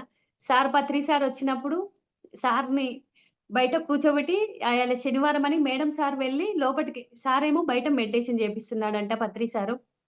రాఘవరావు సారు, రాజలక్ష్మి మేడం అలవాటుగా వెళ్లి శనివారం పూజ చేయించుకోవాలి అని గుళ్ళో ఉన్నారంట. అప్పుడు సార్ అన్నాడంట, "ఈ పూజ దేనికి అంటే మీలాంటి మహాత్ముల్ని కలుసుకునే అవకాశము ఉంటుంది అని పూజ చేయించాను" అని అన్నాడంట. "అవునా! నువ్వు ఈ పూజ చేసినందుకే నీకిలాంటి మహాత్ములు ఇంకా లేట్‌గా వచ్చారు నీ జీవితంలో" అన్నాడంట. సార్‌కేమో అర్థం కాలేదంట. అసలు ఎందుకు పూజ మానేయమంటున్నాడు? అప్పుడు సారు రాఘవరావు సార్ అధ్యయనం చేశాడు. ఊకనే చెప్పడం నమ్మడంట తొందరగా. ఎన్నో బుక్సు, ఉపనిషత్తులు, భగవద్గీత వీటన్నిటి సారాన్ని చూసాడు. ఎక్కడ విగ్రహారాధన ఉందా అని. అంటే ఏ దాంట్లో కూడా విగ్రహారాధన అన్నది లేనే లేదు. అంటే విగ్రహం సత్యం కాదు కాబట్టి సారు అది వద్దన్నాడు. సత్యారాధననే చేయాలి. అంటే అసలైన ఆరాధన ఆత్మ ఆరాధననే సత్యారాధన. అదే మనం చేయవలసిన ఆరాధన. మొదట్లో ఇంకా మేము గదికి రావడం గమనించి స్టేజి మీద ఉన్న పత్రి గారు ధ్యానం చేయించే వాళ్ళని వదిలివేసి మా గదిలోకి వచ్చారు. కొంచెం సీరియస్‌గానే మమ్మల్ని ఎక్కడికి వెళ్లారు అని అడిగారు అన్నాడు. ఇందాక చెప్పాను గదా! సారు, మేడం వాళ్ళు పూజ చేయించుకుంటున్నారు. అంటే మీకింకా ఇంత లేట్‌గా రాడానికి కారణం మహాత్ములు ఏదో ఒకటి చెప్పాలి అని రాఘవరావు సార్ అలా చెప్పాడంట. అంటే అది ఇప్పుడు మహాత్ముల్ని కలుసుకునే అవకాశం పూజ చేస్తే వస్తుంది. మీలాంటి వారి దర్శన భాగ్యం కలుగుతుందంటే, నీకు అందుకే ఇంకా లేట్‌గా లభించింది అని చెప్పాడంట. అంటే మనం ఏ పని చేస్తున్నా ఎట్లా ఉంటుంది, ఏంటి అన్నదానికి సార్ ప్రతీది చిన్నది కూడా మనకెంత అద్భుతంగా వివరించి చెప్పడం జరుగుతుంది. అలాగే ఈ సంఘటన జరిగిన తర్వాత నేను భగవద్గీత, ఉపనిషత్తులు, పురాణాలు చదవడం జరిగింది. పత్రి గారు వీడియోలు కూడా వినడం జరిగింది. అప్పుడు పత్రి గారు చెప్పింది సత్యం అన్నది నేను అర్థం చేసుకున్నాను అన్నాడు. అర్థం చేసుకున్నాను గాబట్టే ఆచరించగలుగుతున్నాను. ఏది నేను ఆచరించంది మీకు చెప్పనంటాడు. మనకు అసలు ఆచరించంది చెప్పే అర్హత కూడా లేదంటాడు. నువ్వు ఏదైతే ఆచరిస్తావో అదే ఇతరులకు బోధించాలి. సహజంగా నేను మందిరంలో కూర్చొని ఉన్నప్పుడు అన్నమాచార్యుల కీర్తనలు వినేవాడిని. ఒకరోజు బ్రహ్మమొక్కటే పరబ్రహ్మమొక్కటే అనే పాట దీనములు ఎందులో లేవు అందరికీ శ్రీహరే అంతరాత్మ అన్ ఆ చరణం వినడం జరిగింది. దాని అర్థం కూడా అర్థమయ్యింది. అంటే ఈ ప్రపంచంలో హీనమైనది, అధికమైనది అంటూ ఏదీ లేదు. అంటే హీనమైన వాడు, అధికమైన వాడు అంటూ ఎవరూ లేరు. హీనమైనవి, అధికమైనవి జీవి అంటూ ఏదీ లేదు సృష్టిలో. ముఖ్య కారణం అందరికీ శ్రీహరే అంతరాత్మ కాబట్టి అంటే, ఈ పాటల యొక్క అంతరార్థం నేను తెలుసుకున్నాను అని రాఘవరావు సార్ చెప్పడం జరిగింది. అంటే శ్రీహరి అంటే వెంకటేశ్వర స్వామే కదా! ఆయన ప్రతి ఒక్కరి అంతరంలో ఆత్మగా ఉన్నాడు అని అర్థమైతుంది. అప్పుడు తెలుసుకున్నాను. ఇన్నాళ్ళు వెంకటేశ్వర స్వామిని తిరుపతిలో ఉన్నాడు అని నేను తిరుపతికి వెళ్ళాను అన్నాడు. అలాగే నేను ప్రతి సంవత్సరం షిరిడి సాయిబాబా ఇష్టమని ప్రతి సంవత్సరం షిరిడికి వెళ్ళేదాన్ని. అంటే షిరిడీలోనే ఉన్నాడు భగవంతుడు అనుకునేదాన్ని. అంటే ఒక ఫోటోకి, ఒక గుడికి మాత్రమే పరిమితం చేశాం. అంటే అలాంటి అజ్ఞానకరమైన జీవితం అని చెప్పవచ్చు. ధ్యానం ముందు జీవితము మనం అజ్ఞాని జీవితమే గడిపామని చెప్తాను నేనైతే. ఎందుకంటే మనం అన్నీ చేసే పనులు, మనం చేసినవి, మనం ఆలోచిస్తే మనం ఇలాంటి పనులు చేశామే అన్న విచారణ చేసినప్పుడు మనది మనకే అర్థమవుతుంది. అందుకే పత్రిగారు విగ్రహారాధన వద్దు. సత్యారాధన అంటే ఆత్మనే ఆరాధించమన్నారు. కారణం ఆత్మే సత్యం. ఆత్మే భగవంతుడు కాబట్టి. అప్పటి వరకు పూజలు వదలడానికి భయపడ్డాను. ఏమైనా తప్పు చేస్తున్నానేమో అని. ఎందుచేతనంటే చిన్నప్పటి నుంచి 50 సంవత్సరాల నుండి అదే అలవాటయ్యింది. ఎవరికైనా ఏదైనా అలవాటైతే అలవాటుని మార్చుకోవడం కష్టంగా ఉంటుంది. అలాగే నాన్ వెజ్ తినేవాళ్ళు కూడా నాన్ వెజ్ మానాలంటే చాలా కష్టం పడతారు. మేమంటే శాకాహారులం గాబట్టి మాకు ఏం అలవాటు లేదు గాబట్టి ధ్యానం అంటే ఏవైనా తొందరగా మార్చుకున్నాం కానీ, అలా మార్చుకోవడం అంటే చాలా కష్టమే. వాళ్ళు తిన్నదాన్ని వదిలించుకోవాలి అంటే, ఇప్పుడు మన పిఎస్ఎస్ఎంఎంలో లక్షల మంది శాకాహారులుగా ఉన్నారు అంటే, సార్ చెప్పిన ఒక్క మాట అర్థం చేసుకున్నారు. అంటే వాళ్ళందరిది మారిన వాళ్ళందరూ కూడా మట్టి పెళ్ళ సంస్కారం గాబట్టే ఒక సద్గురువు చెప్పాడు. అది ఎంతో అంత సత్యం ఉంది కాబట్టి వద్దంటున్నారు. జీవహింస పాపమన్నాడు. ఈ రోగాలన్నీ దాని వల్లనే వస్తున్నాయని తెలుసుకున్నారు. అంటే సార్ చెప్పిన మాటని తూచా తప్పకుండా ఆచరించారు గాబట్టే ఇప్పుడు ఈ పీఎస్ఎస్ఎంలో ఎంతోమంది గొప్ప గొప్ప మాస్టర్స్ ఉన్నారు అంటే, సార్ చెప్పిన జ్ఞానాన్ని బట్టి అర్థం చేసుకొని, ఇదంతా మనది ఏ సంస్కారంలో ఉన్నాము అంటే, మట్టి పెళ్ళ సంస్కారంలో ఉన్నాము కాబట్టే, గురువు చెప్పాడు, చెప్పిన వెంటనే మానేయడం జరుగుతుంది. అది జన్మ జన్మల నుండి వచ్చిన ఈ సంస్కారం ఒక్కసారి ఇలా పోతుంది. కానీ అంతటి బ్రహ్మర్షి పత్రి గారు చెప్పడం వల్లనే ఈ సంస్కారాన్ని నేను మార్చుకున్నాను. అప్పుడు తిరుమల వెళ్లి అక్కడ ఉండేది విగ్రహం. కానీ శరీరంలోకి వెళ్తే సత్యమైన వెంకటేశ్వర స్వామి దగ్గర వెళ్ళినట్టు అని అర్థమైంది అని సార్ చెప్పడం జరిగింది. తిరుపతి వెళ్తే సంవత్సరంలో 1, 2 సార్లు వెళ్తాము. వెళ్ళినా కూడా అక్కడ ఒక్క నిమిషం కూడా ఉండనివ్వరు. మనం ఎంతో దూరం నుంచి ప్రయాణం చేసి వెళ్తాం. కానీ అక్కడ మనల్ని ఒక్క నిమిషం కూడా ఉండనివ్వరు. కానీ ధ్యానం చేసినప్పుడు సాక్షాత్తు ఆ వెంకటేశ్వర స్వామితో ఉంటే గంటలు గంటలు ఆ ఆనంద స్థితిలో ఉండగలుగుతాము. వెంకటేశ్వర స్వామితో గంటలు గంటలు కూర్చోగలుగుతున్నాము అంటే ఇది అంతా మన మట్టి పెళ్ళ సంస్కారం. అలా ధ్యానంలో కూర్చున్నప్పుడు అంతులేని ఆనందం కలిగేది. శక్తి పెరిగేది. నాలో ఎన్నో మార్పులు వచ్చాయి. అందుచేతే పత్తిగారు చెప్పింది నాకు బాగా అర్థమైంది. వెంటనే నేను ఆ అలవాట్లు మార్చుకోగలిగాను. అప్పుడే నాకు అర్థమవుతుంది నాలో ఉన్నది మట్టి పెళ్ళ సంస్కారం అని. అంతకుముందు భయపడేవాడిని. కానీ ఇప్పుడు భయమే లేదు. అలాగే మన రవి అంటే సార్ దగ్గర ఉంటాడు. తను నాన్ వెజ్ తినొద్దు అని సార్ చెప్పిన వెంటనే సార్ ఏమన్నాడు, రవి సారు నా జీవితం మొత్తంలో ఒక చిన్న ట్రాలీ నిండా నాన్ వెజ్ తిన్నానన్నాడు. ఒక చిన్న ట్రాలీ నిండా నాన్ వెజ్ తిన్నా. అంటే వారానికి ఇన్ని కేజీలు, నెలకి ఇన్ని కేజీలు, సంవత్సరానికి ఇన్ని కేజీలు లెక్కేస్తే నేనొక్కడినే ఒక ట్రాలీ అంత నాన్ వెజ్ తిన్నా అంటే ఎంత జీవహింస చేశానన్నాడు. రవి సార్ వాళ్ళది పొద్దుటూరు. వాళ్ళ దగ్గరంట నాన్ వెజ్ కూడా ఎలా చేస్తారంటే, నాన్ వెజ్‌నంట ఇంకా కుచి కుచి ఎండబెడతారంట అవన్నీ చంపి. అవన్నీ చెప్తుంటే చాలా బాగా ఎన్ని కేజీలు ఇప్పటికి వాళ్ళ తల్లిదండ్రులు, వాళ్ళ కుటుంబీకులు అవి చేస్తూనే ఉంటారంట. అవన్నీ మానుకున్నారు సారు చెప్పగానే. అంటే మట్టిపిల్ల సంస్కారం గాబట్టి నాన్ వెజ్ తినొద్దు. ఇంత పాపము ఇట్లా దండల్లాగా ఎళ్లి ఇట్లా వేస్తారంట దండాలకు మనం బట్టలెట్లా ఆరేస్తామో, ఆళ్ళ ఊర్లో మాంసాన్ని అట్లా ఆరేస్తారంట. నేను కొత్తగా విన్నాను సార్ చెప్పినప్పుడు. నేను గూడా చాలా అసలు అమ్మ! ఇలా గూడా ఉంటదా అనుకున్నాను. అంటే ఎంత దారుణంగా ఉంటది. ఇంకొక దగ్గర విదేశాలలో నాన్ వెజ్‌నైతే ముసలిని చంపరంట అసలు. ప్రతిరోజు వాళ్ళకి కావాల్సిన ముక్కని కట్ జేసుకొని, కట్ జేసుకొని తింటారంట. అది ఎంత హింసకు గురి అవుతుంది. అసలు మనం చిన్న వేలు కట్ జేస్తేనే ఒకసారి మనం గిలగిల కొట్టుకుంటే బాధైతది. అది ప్రతిరోజు హింసిస్తూ ఉంటే వారికి అది చావదు, బతకదు. అది ప్రతిరోజు వాళ్ళకి కావాల్సిన పార్ట్ కట్ జేసుకొని తింటారంట. ఇది కూడా బుక్‌లో చదివిన. అంటే ఇంత ఘోరంగా హింస చేసిన వాళ్ళున్నారా? అలాంటి వాళ్ళు ఉంటున్నారు అంటే, మనం ఎట్లా ఇంకా వీళ్ళలో మార్పు రావడానికి ఎంత సమయం పడతదో, ఎన్ని జన్మలు పడుతుందో, అలాంటి బండ సంస్కారాన్ని మార్చడానికి అని నాకనిపిస్తుంది. అంటే ఇలాంటివి కూడా ఉన్నాయా? అలాంటిది సార్ ఒక్క మాట చెప్పిన వెంటనే నాన్ వెజ్ తింటే పాపము, రోగాలు సార్‌కి చాలా విపరీతమైన రోగాలుండేదంట. కనీసం కూర్చోవడానికి ఇబ్బంది పడేదంట. పొద్దుటూరు రవి సార్ దగ్గర ఇప్పుడు రైట్ హ్యాండ్‌గా ఉంటున్నాడు. ప్రతి నెల ఎవ్రీ మంతు భీమవరం వెళ్తాడు. జూమ్‌లో వాళ్ళు 3 కాడ నుంచి 3:30 నుంచి జూమ్ ఆన్ చేసుకొని కూర్చుంటారు. అంత మట్టిపల్లె సంస్కారం నాది అని చెప్తాడు సారు. అంటే సార్ చెప్పిన మాటలో సత్యం ఉంది. నేను గ్రహించాను. వాళ్ళ వైఫ్ కూడా మారిపోయిందంట. తను చూసి మారిందంట. అవన్నీ చెబుతూ ఉంటే సారు ఇంత ఘోరంగా ఇంకా వాళ్ళందరూ ఇలా చర్చించుకునేవాళ్ళంట. మీ ఇంట్లో నాన్ వెజ్ ఎన్ని కేజీలొచ్చింది ఎండిన తర్వాత? మా ఇంట్లో ఇన్ని కేజీలొచ్చింది అన్న డిస్కషన్ ఇలా చేస్తూ ఉండేవాళ్ళంట. అవన్నీ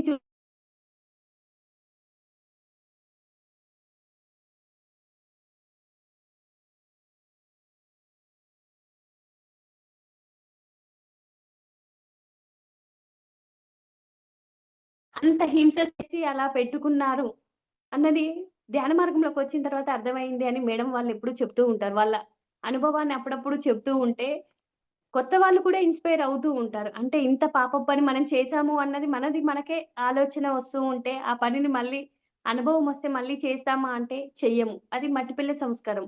ఇంకా అనుభవం రాలేదు చెప్పినా ఇంకా కొంతమంది వాదిస్తున్నారు అంటే వాళ్ళది కట్టె సంస్కారం. ఇప్పుడు గాకుంటే ఓ 10 సంవత్సరాలకో, 20 సంవత్సరాలకో ఈ జన్మ తర్వాతనో వాళ్ళకి జ్ఞానం వస్తుంది. అప్పుడు వాళ్ళే మానేస్తారు. బండ సంస్కారాన్ని మార్చడమే కష్టం. ఎందుకంటే అది ఎన్ని యుగాలైనా విన్నా గూడా వాదనకు దిగుతూ ఉంటారు. అది యుగం మారినా ఎన్ని నీళ్ళల్లో ఒక యుగమంతా ఉంచినా కూడా బండ అన్నది కరగదు గదా! అంటే అలాంటి సంస్కారం నుంచి మార్పు రావాలి అంటే జ్ఞానం పొందితేనే, ధ్యానం వింటేనే వాళ్ళలో మార్పు వస్తుంది. ఇది చాలా మంది చెప్పగానే మారిపోయారు. ఈ విగ్రహారాధన విషయంలో, మాంసాహార విషయంలో చాలా మంది మారారు. కారణం వారందరిది మట్టిపల్లె సంస్కారం కాబట్టే. ఇప్పుడు పత్రి సారు ఇంతమందిని శాకాహారిగా చేశాడంటే అందరిలో ఉన్న మట్టిపల్లె సంస్కారం వల్లనే మారారు. కర్ర సంస్కారం వల్ల కూడా మారిన వాళ్ళున్నారు. విని చెప్పారు అంటే మామూలు మాట కాదు అని. ఇలా విగ్రహారాధన కూడా మానేసిన వాళ్ళున్నారు. కారణాలు ఉన్నాయి. అందులో మొట్టమొదటిది సంస్కారాలు అంటే, చిన్ననాటి నుండి ఆయన అలవాటు. అందుచేత గమ్మున మానరు. చెబితే కూడా ఇప్పుడు మా ఇంట్లో అంటున్నారు, "నీకిన్ని కష్టాలొస్తున్నాయి. నువ్వింట్లో దీపారాధన మానేశావు. విగ్రహారాధన చెయ్యట్లేదు." వాళ్ళకి సత్యారాధన తెలుసు ధ్యానం చేస్తారు గానీ, ఆహార నియమాలు అంటే వెల్లుల్లి తింటారు. అవన్నీ వాళ్ళకు తినడం వల్ల వాళ్ళకి సత్యమన్నది అవగతం కావట్లేదు. పూజ మానేసింది. దీనికిన్ని కష్టాలొచ్చాయి. ఇన్ని సమస్యలొస్తున్నాయి. ఇంట్లో దీపం పెట్టమన్నా పెడతలేదు. ఏది చేయమన్నా చేయట్లేదు. ఇంకా మా బంధువులంటున్నారు, ఏకంగా ఈమె కులమే మార్చేసినట్టుంది. ఏదో వేరే మతం మార్చింది అన్న విధంగా నన్నంటున్నారు. అనుకోనిలేను మనం అసలైన సత్యారాధనలో ఉన్నాము. నాకు నేను కరెక్ట్‌గానే ఉన్నాను. కాబట్టి ఎవ్వరన్నా పట్టించుకోవాల్సిన అవసరం నాకు లేదని నేననుకుంటున్నాను. ఆత్మే భగవంతుడని చెబుతూ ఆత్మ అందరి శరీరాల్లో ఉన్నది అని చెబుతుంది. కానీ గుడికి వెళ్తుంది. అంటే ఆమెదింకా అన్నీ తెలిసినా అలవాటు వదులుకోలేకపోతుంది. కాబట్టి అలా గుడికి వెళ్తున్నారు. సార్ విగ్రహారాధన వద్దన్నా అంటే ఏమవుతదో అన్న భయం అన్నట్టు. నేను ప్రతిరోజు గుడికి పోయేది, గుడికి పోకుంటే ఏమన్నా అవుతదో ఏమో! అన్న భయం చిన్నది ఆ భయం ఉంది. ఇంకా గురువు మీద మాట మీద గురి రాలేదు మనకు. గురి రాలేదు కాబట్టి అవి మానలేకపోతున్నాం. అవి మానామంటే గురువు మాట మీద నమ్మకం ఉంది మనకు.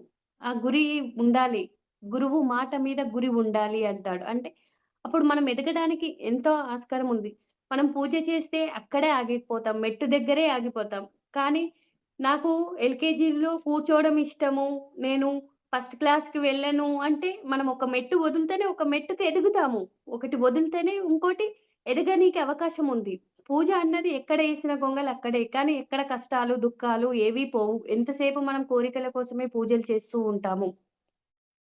ఇవన్నీ మనం మనలో మార్చుకోవాల్సినవి. ఈ సంస్కారాలు మార్చుకుంటేనే మనం జ్ఞానం మీద ఆసక్తి, ధ్యానం మీద ఆసక్తి వస్తేనే మనది మట్టిపెళ్ళే సంస్కారం అవుతుంది.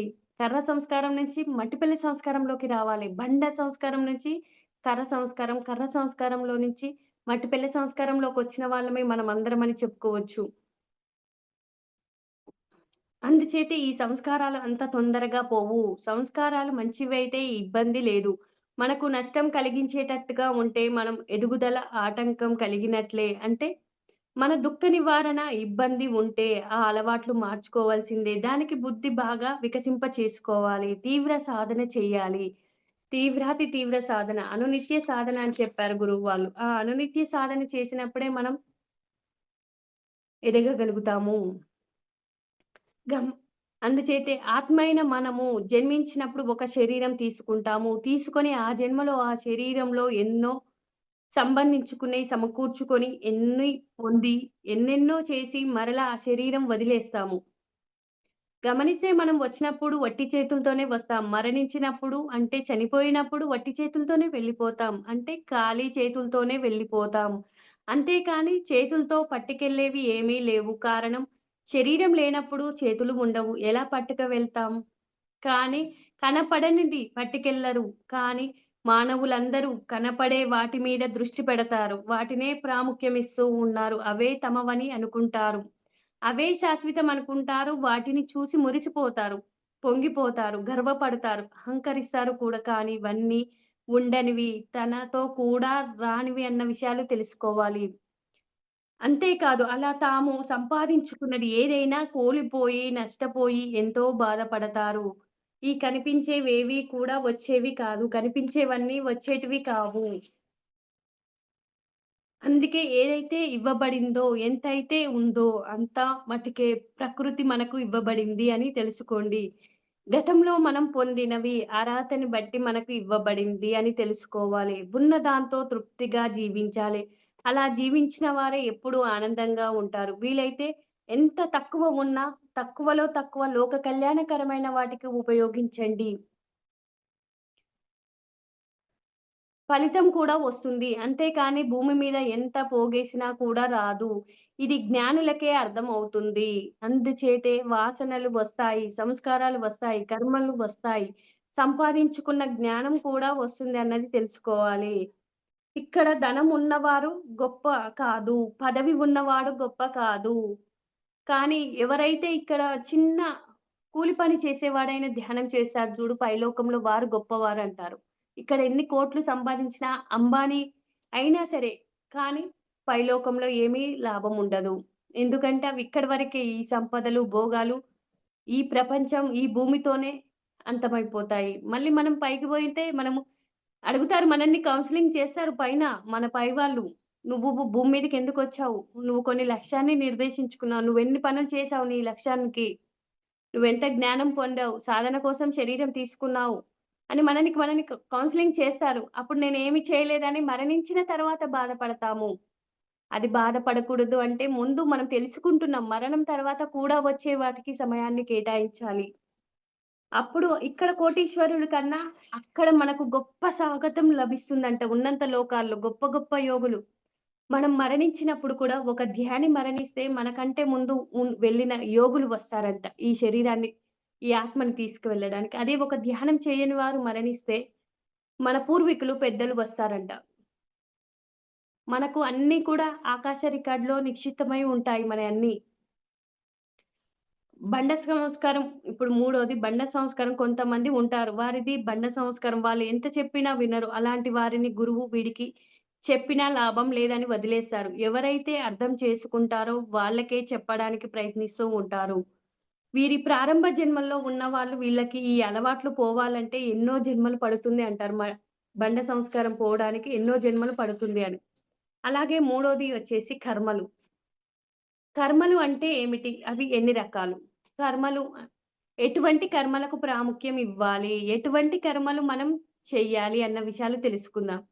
ముఖ్యంగా కర్మలు కూడా 3 రకాలుగా ఉంటాయి. 1 వర్తమాన కర్మలు, 2 సంచిత కర్మలు, 3 ప్రారబ్ధ కర్మలు. వీటిని ఆగామి కర్మలు అని కూడా అంటారు. వర్తమాన కర్మలంటే ప్రస్తుతం మనం చేస్తున్నటువంటి కర్మలు. వాటిని ఆగామి కర్మలని కూడా అంటారు. ఇప్పుడు ప్రెజెంట్ మనం ఏదైతే చేస్తున్నామో అవన్నీ వర్తమాన కర్మల కిందకొస్తాయి. మనం ఉదయం లేచినప్పటి నుంచి రాత్రి పడుకునే వరకు ఎన్ని పనులు చేస్తున్నాం. పనులే కాదు, మాటలు కూడా మాట్లాడుతూ ఉంటాం. అందుచేత మనం చేసే పనులు, మాటలు కూడా కర్మల కిందకే వస్తాయి.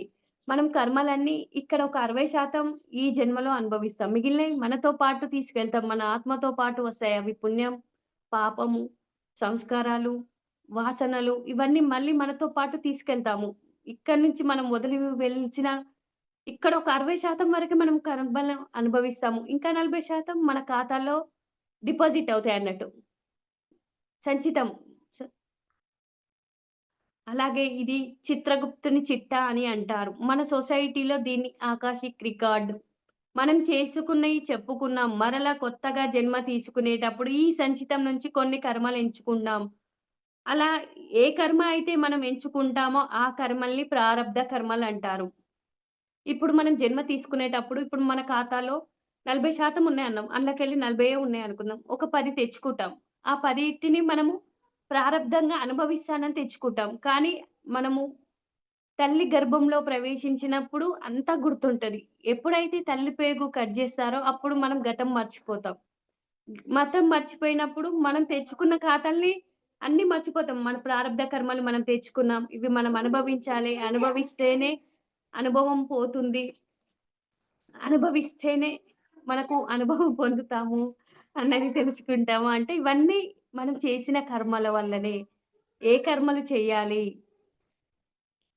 అలా తెచ్చుకున్న ప్రారబ్ధ కర్మలు ఖచ్చితంగా అనుభవించి తీరవలసిందే. అనుభవిస్తూ కూడా ఎవరైనా సరే తప్పదు. ఈ రకంగా 3 రకాల కర్మలు ఉంటాయి.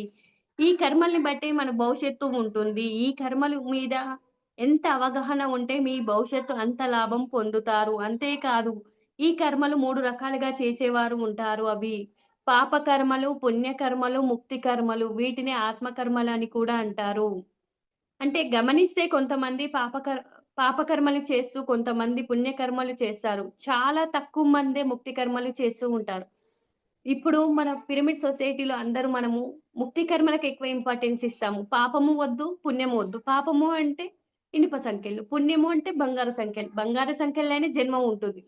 కానీ ముక్తి కర్మలు అంటే సంకెళ్ళు లేకుండా చేసుకుంటాం. జన్మ లేకుండా చేసుకునే కర్మలు, ముక్తి కర్మలు, ఆత్మ కర్మలు. మనం వీటికి ఎక్కువ ప్రాముఖ్యత ఇవ్వాలి. ఈ పాపకర్మలు, పుణ్యకర్మలు కూడా కర్మలకే ప్రాముఖ్యం ఇస్తారు. ముక్తి కర్మలే చేస్తూ ఉంటారు. ఎందుచేతనంటే ఈ జ్ఞాన మార్గంలో వచ్చిన వాళ్ళకే అవగాహన ఉంటుంది. ఇప్పుడు మనం పాపం చేయమంటే చేస్తామా? మనం తెలుసుకున్నాము. మనం తెలుసుకున్నాం కాబట్టి దాన్ని ఆచరించం. అంటే ఒక జీవిని చంపాలన్నా మనము చిన్న బొద్దింక చంపాలన్నా మనసు ఒప్పదు. ఎందుకంటే అది నేను ఒకటే కాబట్టి. అచ్చ ఊపుతుంటే ఎలాగో చనిపోతాయి కానీ అలా అనిపిస్తది. అయ్యో! దాన్ని నేను చంపానే అన్న బాధ మనలో కలుగుతూ ఉంది. గమనిస్తే ఇంకా పుణ్యకర్మల వల్ల పెద్ద నష్టమేమీ లేదు. కానీ పాపకర్మల వల్లనే ఎన్నో నష్టాలు.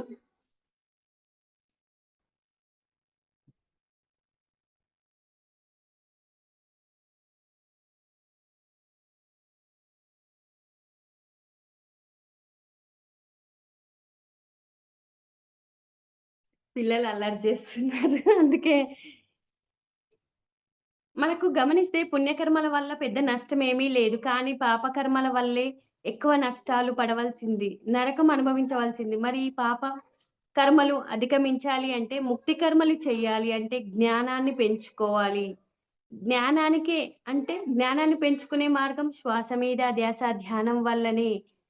ప్రతీదీ కూడా గురువు బోధించాడు. శ్వాస మీద ధ్యాస తప్ప ఇంకో మార్గం లేదు మనకు. జ్ఞానాన్ని పెంచుకోవాలి. జ్ఞానం మీద ఆసక్తి చూపించాలి. అలాగే భగవద్గీత కూడా అదే చెప్పింది. జ్ఞానాగ్ని దగ్ధ కర్మాణం అంటే, జ్ఞానం అనే అగ్నిలో అంతకుముందు చేసిన కర్మలన్నీ దగ్ధమవుతాయి. మరి కర్మ దగ్ధమవుతే దగ్ధం చేసుకోవాలి అంటే, కర్మలన్నీ దగ్ధం అవ్వాలి అంటే జ్ఞానం సంపాదించుకోవాలి. ఎంత ఎక్కువ జ్ఞానం సంపాదిస్తే మన కర్మలు దగ్ధమవుతాయి. మానవుడందరూ కోరుకునేది మోక్షమే అన్నది వస్తుంది. దాని మీద దుఃఖరహ దుఃఖరాహిత్య స్థితి అంటారు. శాశ్వత ఆనంద స్థితి అని కూడా అంటారు. అదెప్పుడు మనము అంటే బతికి ఉండంగానే ఆ మోక్ష స్థితి మనం అనుభవించాలి. ఆ మార్గం ఉంది అంటే అది శ్వాస మీద ధ్యాస, ధ్యానము, జ్ఞానం వల్లనే. ఇప్పుడు మనమందరం ఆనందంగా ఉండబట్టే ఈ జూమ్‌కొస్తున్నాం కదా! ఆనందం లేకుంటే ప్రతిరోజు టైంకు వచ్చేవాళ్ళమా? కాదు. మన ఆనందం, సుఖం అన్నది శరీరం కోరుకుంటది. మనసు కోరికలు కోరుకుంటది. సంతోషంగా ఉండాలి అనుకుంటది. ఆత్మ ఆనందం కోరుకుంటది.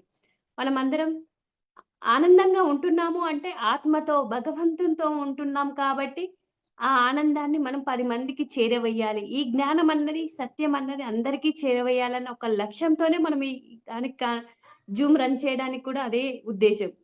ఈ సత్యాన్ని మనం 10 మందికి చెప్పాలి. పాపకర్మలు, పుణ్యకర్మలు 2 కూడా దేహానికి సంబంధించినవి అని తెలుసుకోవాలి. కానీ ముక్తి కర్మలే ఆత్మకు సంబంధించినవి. అందుచేత వీటి గురించి ఎక్కువ లోతుగా అధ్యయనం చేద్దాం. ఇంకా లోతుగా ఆలోచిస్తే చేసే కర్మలన్నీ 2 రకాలుగా విభజించవచ్చు. దేహ కర్మలు, ఆత్మ కర్మలు. దేహం లాభం కోసం చేసే వాటిని దేహ కర్మలంటారు. దేహం ఆత్మ లాభం కోసం చేసే వాటిని ఆత్మ కర్మలంటారు. ఇప్పుడు ఇదంతా ఈ జూమ్ రన్ చేయడము అన్నది ఆత్మ కర్మల కిందకి, ఆత్మ సేవల కిందకే వస్తుంది. ఇవి ఎందుకంటే మనం ఇక్కడ ఎలాంటి ఫలితాలు ఆశించట్లేదు. మనం డబ్బు పెట్టినా కూడా మనం ఫలితాలు ఆశించట్లేదు. ఎందుకు అంటే ఇది నిష్కామంగా చేస్తున్నాం. ఈ జ్ఞానం చేరవేయాలి. 10 మందికి చేరాలి అన్న ఉద్దేశమే. అంటే ఇవన్నీ ముక్తి కర్మల కిందకొస్తది. మనకిప్పుడు ధ్యానమా యజ్ఞాలు జరిగాయి ఈ మధ్యలనే. మనం అక్కడ మన వంతుగా తన్మధన్ ఏదైనా చేయవచ్చు. అవన్నీ ఆత్మ కర్మల కిందగా ఆత్మ సేవల కిందకే వస్తుంది. ముక్తి కర్మలు అంటే మళ్ళీ జన్మ లేకుండా చేసుకోవాలి అంటే ఆత్మ కర్మలే చేయాలి. ముక్తి కర్మలే చేయాలి. పాపం చేసినా, పుణ్యం చేసినా జన్మ ఉంటుంది. అవి లేకుండా చేసుకునే మార్గం మనకు శ్వాస మీద ధ్యాస, ధ్యానం వల్లనే ఈ మార్గంలోకొచ్చిన తర్వాతనే అర్థమవుతుంది. అర్థమైతేనే మనం ఏవైనా ఆచరించగలుగుతాం. ఇంకా జంతువులు ఇంకొక విషయం ఏమిటంటే, ఈ జీవులు అన్ని జంతువులు, పక్షులు, క్రిమికీటకాలు, జలచరాలు అన్నీ సామూహిక ఆత్మలు. కానీ మానవుడు మాత్రమే ఏకాత్మ. అంటే ఇప్పుడు ఈ జంతువులని, ఈ పక్షులను, క్రిమికీటకాలని కొన్ని లక్షలు చంపితే మనకు కర్మ యాడ్ అవుతుంది. అదే మానవుడిని ఒక్కడిని చంపితే కర్మ యాడ్ అవుతుంది. అంటే ఏకాత్మ, సామూహిక ఆత్మ. జంతువులన్నీ సామూహిక ఆత్మలు. మానవుడు మాత్రమే ఏకాత్మ. జంతువులకు సామూహిక ఆత్మలు కాబట్టి వాటి ఫలితం అనుభవించడానికి కొంచెం టైం పడుతుంది. కానీ సాటి మానవుని విషయంలో అలా ఉండదు. ఎందుచేతనంటే మానవుడు ఏకాత్మ. చాలా మందికి స్త్రీల మీద అత్యాచారం చేస్తూ ఉంటారు. ఇలా బయట కూడా ఎన్నో భార్యాభర్తలు ఇబ్బంది పెట్టడము, ఏవో ఎన్నో రకాల స్త్రీలను ఇబ్బంది పెడుతున్నారు. అంటే అవన్నీ కూడా ఎంబడే వాటి ఫలితం ఉంటుంది. మళ్ళీ ఇంకోటి ఇందులో దేహ కర్మలు, పుణ్యకర్మలు. అంటే ఇతరులకు ఇతర జీవులకు లాభం కలిగించే, ఆనందం కలిగించే పనులు, ఇతరుల సేవలు చేసినట్లయితే దాని ఫలితం భోగం అంటారు. భోగం అంటే మంచి సుఖవంతమైన జీవితం అనుభవించడానికే. సుఖాల రూపంలో అనుభవిస్తాం భోగం అంటే. సేవ చేయడం అంటే ఇతరులకు లాభం కలిగించే ఈ అన్నదానం, వస్త్రదానాలు, ఈ దానాలన్నీ వైద్య సేవల్లాంటివి చెయ్యడం. ఇవన్నీ దేహ లాభం కిందకే వస్తుంది. అంటే పుణ్యకర్మలు చేయడం వల్ల మానవుడు భోగం అనుభవిస్తాడు. అంటే ఇతరుల శరీరానికి లాభం కలిగించాలి కాబట్టి, తన శరీరం లాభం పొందుతుంది. అందుకే పండితులు, పెద్దలు పాపాలు చేయవద్దు, పుణ్యాలు చెయ్యండి అని చెబుతూ ఉంటారు. మనకు గుళ్ళల్లో గూడా ఇవన్నీ ఆచారాలు పెట్టబట్టే గుడికి వెళ్తే పుణ్యము, ఇవన్నీ చెప్పబట్టే చేస్తున్నారు. అంటే ఇప్పుడు కొంతమంది దీపారాధనలు చేస్తే పుణ్యమంటారు. కొన్ని లక్ష ఒత్తుల దీపాలు వెలిగిస్తే పుణ్యం. ఇవన్నీ ఎందుకని జేస్తుర్రు? పుణ్యం అంటే భోగవంతమైన జీవితం అనుభవించడం పుణ్యము అంటే. అదే మనకు ఆత్మకు జ్ఞానం పెరిగినాక మనకు పాపము వద్దు, పుణ్యము వద్దు. ముక్తి కర్మలే చేయాలి. ఆత్మ కర్మలే చేయాలని ఉంటుంది. అంటే ముక్తి కర్మల్లో పుణ్యకర్మ ఒక రకాలే అంటే శ్వాస మీద ధ్యాస, ధ్యానం ఒక్కటే ఆత్మకు సంబంధమైన కర్మ అని గుర్తుపెట్టుకోవాలి. మిగతా సాధనలన్నీ మనసుకు సంబంధించినవి, దేహానికి సంబంధించినవి. శ్వాస మీద ధ్యాస, ధ్యానం ఒక్కటే ఆత్మ సంబంధమైనది, పుణ్యకర్మలు. అందుచేత ఈ ధ్యాన మార్గంలో చేసేవన్నీ కూడా ఆత్మకు సంబంధించిన పుణ్యకర్మలే. మనము పిరమిడ్ కడుతున్నా మన వంతుగా ధన సహాయం చేయవచ్చు. అక్కడ మనం సేవ చేయొచ్చు. అక్కడ ఒక క్లాస్ ఏర్పాటు చేయొచ్చు. ఇవన్నీ కూడా ఆత్మకర్మల కిందకే వస్తుంది. ఇవన్నీ ముందు ఇవన్నీ చేస్తేనే మనము ముక్తి కర్మలు చేసినట్టవుతుంది. ఇప్పుడు దేవాలయం కడుతూ ఉంటే దేవాలయానికి డొనేషన్ చేస్తే అది పుణ్యమని చేశాము. అదే ఒక పిరమిడ్‌కి చేస్తే అది విశ్వ కళ్యాణం కోసం చేస్తామిక్కడ. అంటే ముక్తి కర్మలు జేస్తున్నామన్నట్టు. మనం ఏ కర్మ చెయ్యాలి అన్నది కూడా తెలుసుకుంటే, ఆ కర్మలకే ఎక్కువ ప్రాముఖ్యత ఇస్తూ ఉంటాము. అలాగే ఆత్మ కర్మల్లో కూడా కామ్య కర్మలు ఉన్నాయి, నిష్కామ కర్మలు ఉన్నాయి. కామ్య కర్మలు అంటే ఫలితం ఆశించి చేసే వాటిని కామ్య కర్మలంటారు. ముక్తి కర్మలు అంటే నిష్కామ కర్మ అంటే ఎలాంటి ఫలితం ఆశించకుండా చెయ్యడము. చెయ్యవలసింది చేస్తే పొందవలసింది పొందుతామని ఎప్పుడూ చెప్తాడు. శ్రీకృష్ణ భగవానుడు కూడా మనకిదే చెప్పాడు భగవద్గీత ద్వారా. నిష్కామ కర్మలే చేయమన్నాడు. ముక్తి కర్మలే చేయమన్నాడు. కామ్య కర్మలు చేస్తే మళ్ళీ ఫలితం ఆశిస్తామన్నట్టు. ఇప్పుడు నేను ఈ జూమ్ క్లాస్ రన్ చేస్తున్నాను. దీనివల్ల నేనేం లాభం పొందాలి? ఇవన్నీ కామ్య కర్మల కిందకి వస్తుంది. కానీ అలా చేయకుండా ఇది మనం 10 మందికి ఈ జ్ఞానం, ఈ సత్యం నేను పొందిన ఆనందం 10 మంది కూడా పొందాలి అని నిష్కామంగా చేస్తున్నాం. ఇక్కడ ఎలాంటి ఫలితం ఎవరు లేదు. ఇక్కడ ఇక్కడ ఏదో నేను గొప్ప క్లాస్ కాదు చెప్పడుతున్నాను. ఇక్కడ వినేవాళ్ళు తక్కువ కాదు. మీరు గొప్పే, నేను గొప్పే. అంటే ఇద్దరం తెలుసుకుంటున్నాం. ఇక్కడ తెలియని విషయాలు నాకు తెలిసినయి మీతో షేర్ చేసుకుంటున్నా. మీకు తెలియనివి నా ద్వారా తెలుసుకుంటున్నారు. అంతే తప్ప ఇక్కడ మనం ఏమి చెయ్యట్లేదు. ఇదంతా చేయించేది అంతా ఆ పరమాత్మ మనలో ఉండి ఈ వర్క్ చేయిస్తున్నాడు. ఆ యూనివర్స్ చేయిస్తుంది అన్నది తెలుసుకోవాలి. ముఖ్యంగా దేహ పాప కర్మల కంటే ఘోరమైనది ఆత్మ పాప కర్మలే అని తెలుసుకోండి. అంటే కొంతమంది ఇంకా ఈ కర్మలు చేస్తున్నారు. ఎలాగా అంటే ధ్యాన మార్గంలోకొచ్చినాక కూడా ఫలితాలు ఆశిస్తూ డబ్బు కోసం కొన్ని రకాల సాధనలు నేర్పిస్తున్నారు. మనకు ధ్యానంలో ఎప్పుడు కూడా పత్రిసారు ధ్యానంలో డబ్బు అన్నది ఉండకూడదు. లావాదేవీలు ఉండొద్దు అని చెప్పాడు. ధ్యానాన్ని ఉచితంగానే బోధించాలి అన్నాడు. జ్ఞానం కూడా ఉచితంగానే బోధించాలి. ఎక్కడ డబ్బు ప్రస్తావన అన్నది లేదు. కానీ కొన్ని రకాల సాధనలు అని చెప్పి, మనం కొన్ని మనీ మెడిటేషన్‌లని ఉన్నాయి. వాటికి డబ్బులు తీసుకుంటున్నారు. కర్మ విభాగ ధ్యానాలు అని ఉన్నారు. వాటికి డబ్బులు తీసుకుంటున్నారు. అంటే ఇక్కడ వ్యాపారం చేసినట్టే అవుతుంది. జ్ఞానం ఇందులోకొచ్చినంక గూడా ఇవి చేస్తున్నాము అంటే ఇంకా ముక్తి కర్మల్లో పాప కర్మలన్నట్టివి.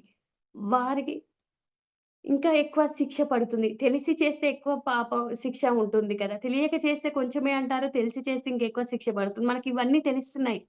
మనం ఏమి చేయాలో తెలుస్తున్నంక గూడా మళ్ళీ వీటిలో మనం డబ్బు లావాదేవీలు చూస్తున్నాము అంటే, ఇంకా ప్రాపంచికంగా దేహ లాభాల కోసమే చూస్తున్నట్టు, మన ఆత్మ కోసం ఆత్మ మార్గంలోకొచ్చి కూడా చేస్తే అది మనకు చాలా కర్మ భ్రష్టత్వం కూడా పొందుతామని కూడా చెప్తూ ఉంటది ఎప్పుడు మేడం.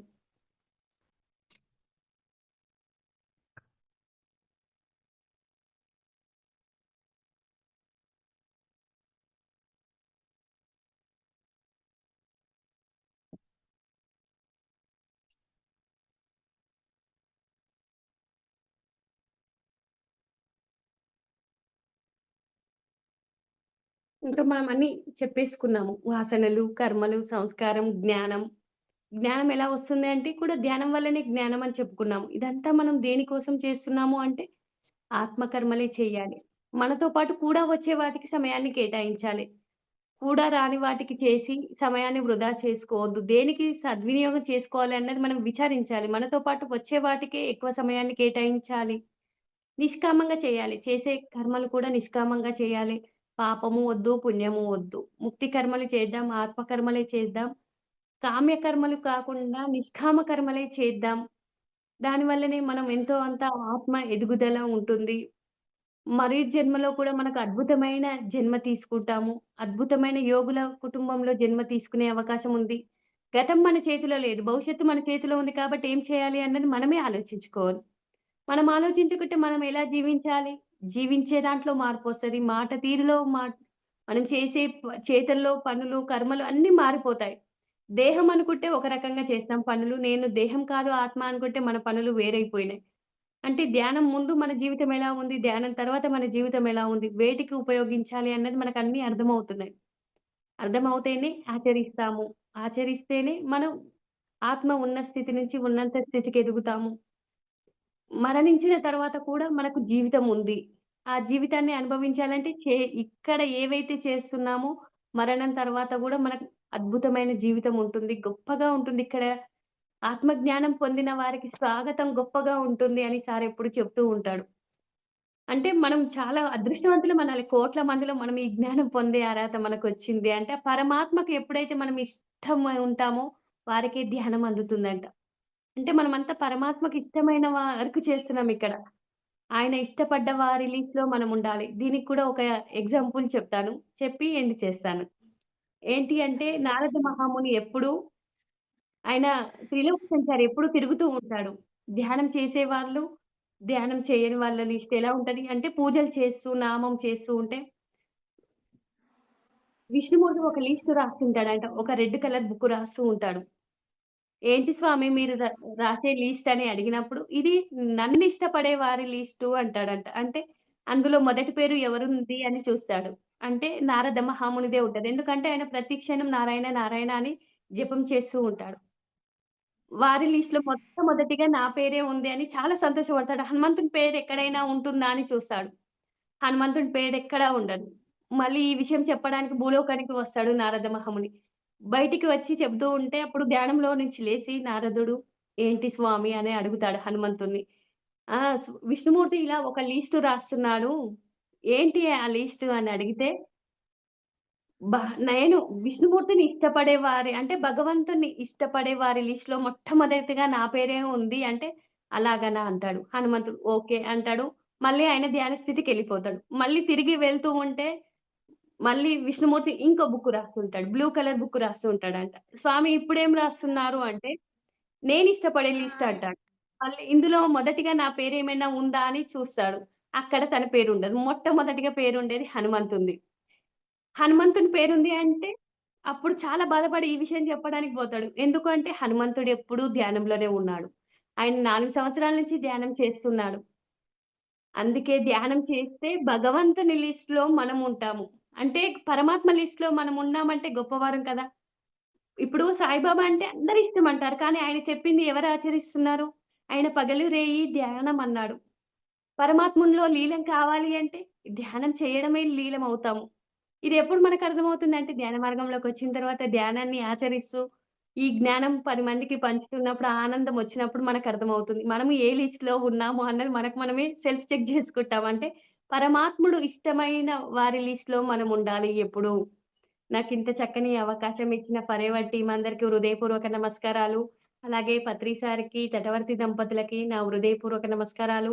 ఈ జూమ్ సెక్షన్‌లో విన్న ఆత్మ బంధువులందరికీ పేరు పేరున హృదయపూర్వక నమస్కారాలు. Thank you. Thank you. నాకు చక్కని అవకాశం ఇచ్చిన సరిత మేడంకి గూడా thank you. Thank you madam. Thank you so much madam. మా ఛానల్‌కొచ్చి ఎంతో గొప్ప ఆత్మజ్ఞానాన్ని అందించారు మేడం. Thank you madam.